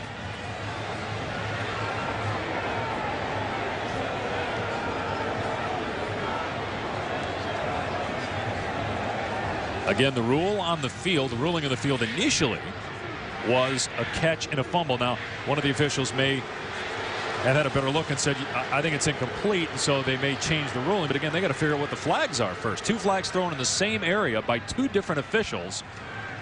One came in after the play. Now the flags are being picked up.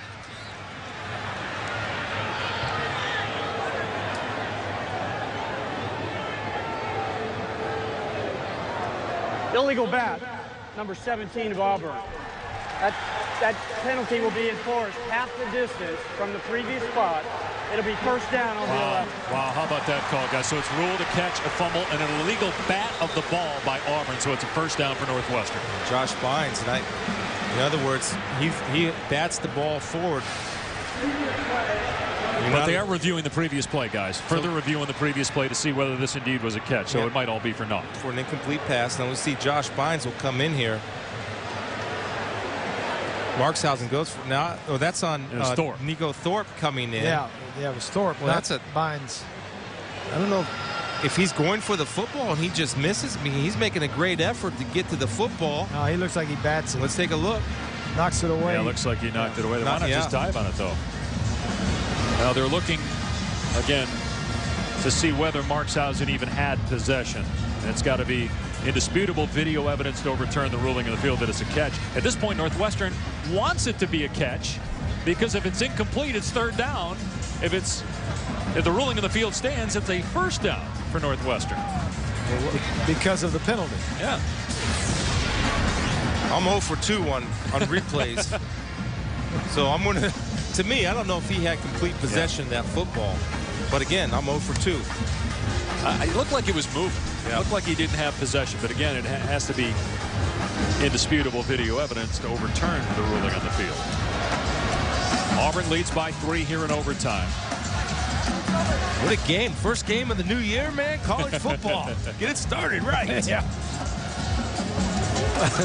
And we're almost at 4 hours here in the length of this game. After further review, the runner was down prior to the fumble. Therefore, there is no foul for an illegal bat. It will be third down and 1 from the 16. So they looked at the spot and everything and determined that he was down, that it was a catch, but that he was down a yard short of the first down. Right. So it wasn't a fumble, so there was no bat. so there was no penalty. So it's 3rd and 1. Talk about a 4-hour game. That's what you get when one team throws 80 passes. Literally 74 attempts, 517, now 522. All school records, 46 completions. Yeah. He led the Big Ten in completions this year. How about 73 points? That's like the difference between 500 billion and 510 billion. 3rd down and 1. It's been Schmidt time usually, number 39. The inside presence. Wouldn't take a gamble and fake it and hit Brewer, matched up in one-on-one coverage. Well, quarterback sneak. Kafka on the second effort. Certainly got close. May have got it. He did not get it initially, but on the second lunge, I think he got the first down based on where the ball was. And it is a first down for Northwestern. I'm just impressed with both teams, how they're fighting. Been a lot of plays. Still in the back of the mind of Pat Fitzgerald is your field goal kicker has been effective. He's had an extra point blocked, and he's missed a field goal to win the game. So, you know, you're not sure that you're going to get a field goal out of that kicker. First down at the Auburn 15. A touchdown to win the game. Here comes a blitz. Kafka in trouble, and he can't get rid of it. They run a fumble. Auburn's got it. Tigers win the game.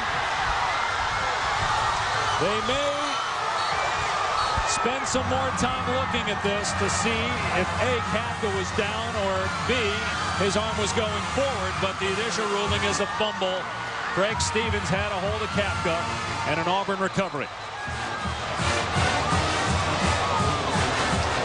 Looked like Kafka wanted to get rid of the ball. Ruling on the field is fumble. Previous play is under further review. Well, let's see, first of all, was his knee down? No. Well, I don't know. The knee might have been down, and then B, was his arm going forward? Well, even if it wasn't going forward, the ground cannot cause a fumble. So if the arm was jarred, then he's down. Looks like he's down, right? Look like the elbow's down. That's what I mean. That's the point I'm saying, is that the arm cannot cause a fumble. But his left arm looked down even before that. Looks like he has possession when he hits the ground. You see his left forearm's down even before the ball hits the ground. So he's down. So that's going to be a sack. Well, again, it's got to be indisputable video evidence to overturn the ruling on the field, which is a fumble. That replay officials had a few tough calls today. But look at the left forearm. He looks down. Yeah. Which would put the ball at about doesn't get much 30-yard line, and it makes Demos kick another long field goal. He's already missed 2 today. Right. That is if they indeed overturn the ruling on the field. It doesn't get much more indisputable than that. I mean, he's down. It looks like he's down. What a way to start 2010. After further review, the quarterback was down. The ball will be placed. Second down. So it's second down at the 31-yard line. That should be where the spot is. But again, if you can't move the ball, you're forcing Demos to kick a long field goal again. They're going to spot it at the 30. Kafka is living on the edge. They win this game? The sack, the near sack by Fairley. They got him on the face mask. We got a 2-man bunch right here. Well, let's see what type of route they run off of it. Auburn's in a zone package. Throw it to the left. Yep. Kafka's pass, and there was contact. Thorpe and Stewart, no flag. It is third down at about 24. Yeah, now you work to get your field goal kicker in the best possible play.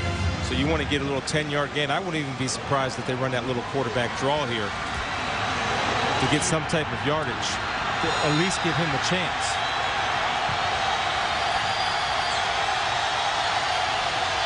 Kafka looking to the sideline. Now he's ready. Play clock at 10. Kafka to the air. Hit as he throws. Markshausen on the catch. And he got about 12. He's well short of the first down, but that will make it much easier 36. For Demos. Yeah. Again, he's missed from 44 and 48. And an extra point blocked. Yep. He got a little bit of wind behind him. This to tie the game and send it to a second overtime. It's a 37-yard attempt.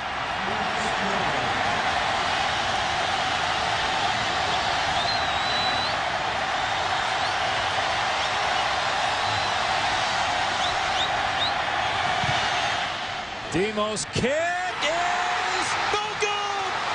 Auburn wins. The flag. They got a flag down there. They're going to get him. Penalty flag thrown rough at the 26-yard line. If it is roughing, even though it's 4th and 14, so if it's roughing, it's a first down. Roughing the kicker, number 46 of the defense. Roughing the referee. Penalty being forced half the distance to the goal, first down. How about this? I've said Auburn's won the game twice. Yes. Yet Northwestern still has the ball with a chance to win. They'll get a fresh set of downs. Oh. Wow, is that... It easily just called that running into the kicker, which had been a 5-yard penalty. No, that's roughing. That's roughing. A guy on one leg, and you hit him like that? Well, you didn't see him. I don't care if you didn't see him. Usually you only have one corner rusher. Demos hurt. Now that's the other issue. He's your only kicker. He's your punter, your field goal kicker, your kickoff guy, and now he's shaking up. Well, you don't need a punter, and you don't need a kickoff guy, but you do need somebody to kick field goals and extra points in overtime. They have a guy, Steve Flaherty, a freshman from Chicago, that they could go to. And Brandon Williams is another guy that they could try, and it looks like Williams, who's not even on the depth chart, not even on the flip card that we get here at the Outback Bowl, would be the guy if Demos can't kick. But meanwhile, it's a first down and goal, and Northwestern can obviously win the game with a touchdown. Yeah. Anytime you have a kicker that's on one leg, he is protected by that official. You got to stay away from him. The field goal, incidentally, hit the goalpost. When you come around that edge and you're trying to block that ball, you got to make sure that you don't run into that kicker.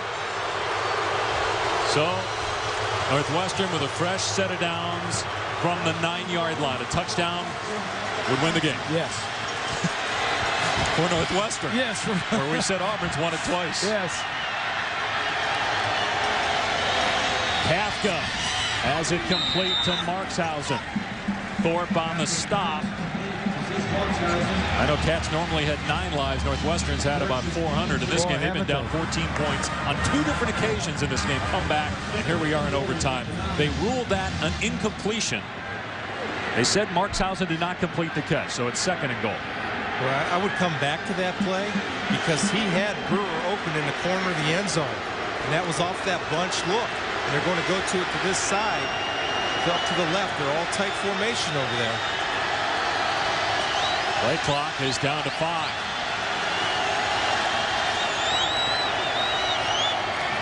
Kafka going to get hit. He gets away from the defender. Kafka tucking and running and knocked out of bounds after a gain of 1 or 2 by Darren Bates. It brings up third down and goal.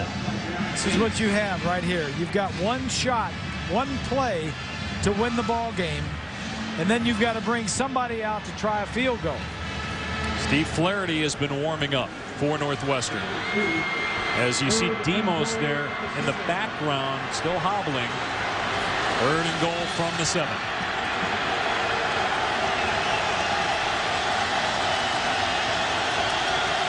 You got single coverage on the top. One man. Kafka has time. Everybody covered. Kafka to the 5-yard line, and it's 4th down. So Flaherty straps on the helmet, and he'll get ready to go out there here on 4th down to try to send it to a second overtime. Go get him, son. Hey, That's Coach Fitzgerald. Yeah. They've been up in Chicago, up in Northwestern. They're coming down to Tampa for a week. I don't have to do anything. I'm just going to. And it's a fake. And to the 2 now. Ball comes out. Auburn wins. How about that decision to go for the fake guys on a short field goal? Wow. Agree or disagree? Well, I don't know what you have in Flaherty. I really don't. So it's hard for me to say. I don't know. But I know this. Hey, they lived this way the whole season. They gambled the whole time. They probably like that play as much as they like that 2-point play down here that tied it up. And it would have been about a 22-yard field goal. The direct snap to Dan Persa. No, it wasn't Persa. It was Markshausen, and Auburn was not fooled. Great job by Auburn of running and hustling. Nico Thorpe with the game-saving tackle. Carter stretching it out, number 45. Great job of Carter and Nico Thorpe defeating their blocks and saving the day for the Tiger defense and the Tiger team. No flags, no review. Yeah, Look, they're on the ground. They're running out on the field for the 3rd time. Guys are saying we can finally throw our helmets as high into the air as we want because we don't have to put them back on. The reaction from Northwestern coach Pat Fitzgerald with the gamble here in the bowl game on 4th down. It doesn't pay off. Let's check in with Rob. Well, Coach, it's official. You can celebrate this victory now. You and I have been talking right now. The craziest thing you've ever seen, craziest game? Oh, no. Why you got to drag me in with that, man? I'll take it every time after that one right there, Rob. Hey, I didn't know what to do. Everything was going back and forth. I thought we won it twice, lost it twice. I wasn't sure what went. But, hey, man, our guys kept fighting. Somewhere we found a way to win it at the end. Did you think something was up on that fake to conclude the game? Well, we did. We were kind of motioning out there. Obviously, with a new kicker in the game, they didn't feel good about it. So we're kind of ready for something. Our guys are really smart. You can see them pointing it out right there, and they made a good play at the end. How many times did you think you won this game? Maybe 2 or 3, Rob. I lost count of them some way. We could not make this win easy. We somehow made it hard, but I'm so blessed. I'm so happy for our fans and our kids and War Eagle. Happy New Year. Thanks, Thank Coach. you, Rob. How about a 4-hour game, guys, to start the new year? Loved every minute of it. Auburn 38, Northwestern 35 in overtime. West Virginia and Purdue underway. You'll see that game up next year on ESPN. It's been a great year for our crew. Chris Spielman, Bob Greasy, Rob Stone, our producer Bart Fox, director Kelly Atkinson, and our wonderful crew. I'm Dave Pash. This has been a presentation of ESPN, the worldwide leader in sports. The Auburn Tigers are the 2009 Outback Bowl champs. Now let's finally go to Dave O'Brien in West Lafayette.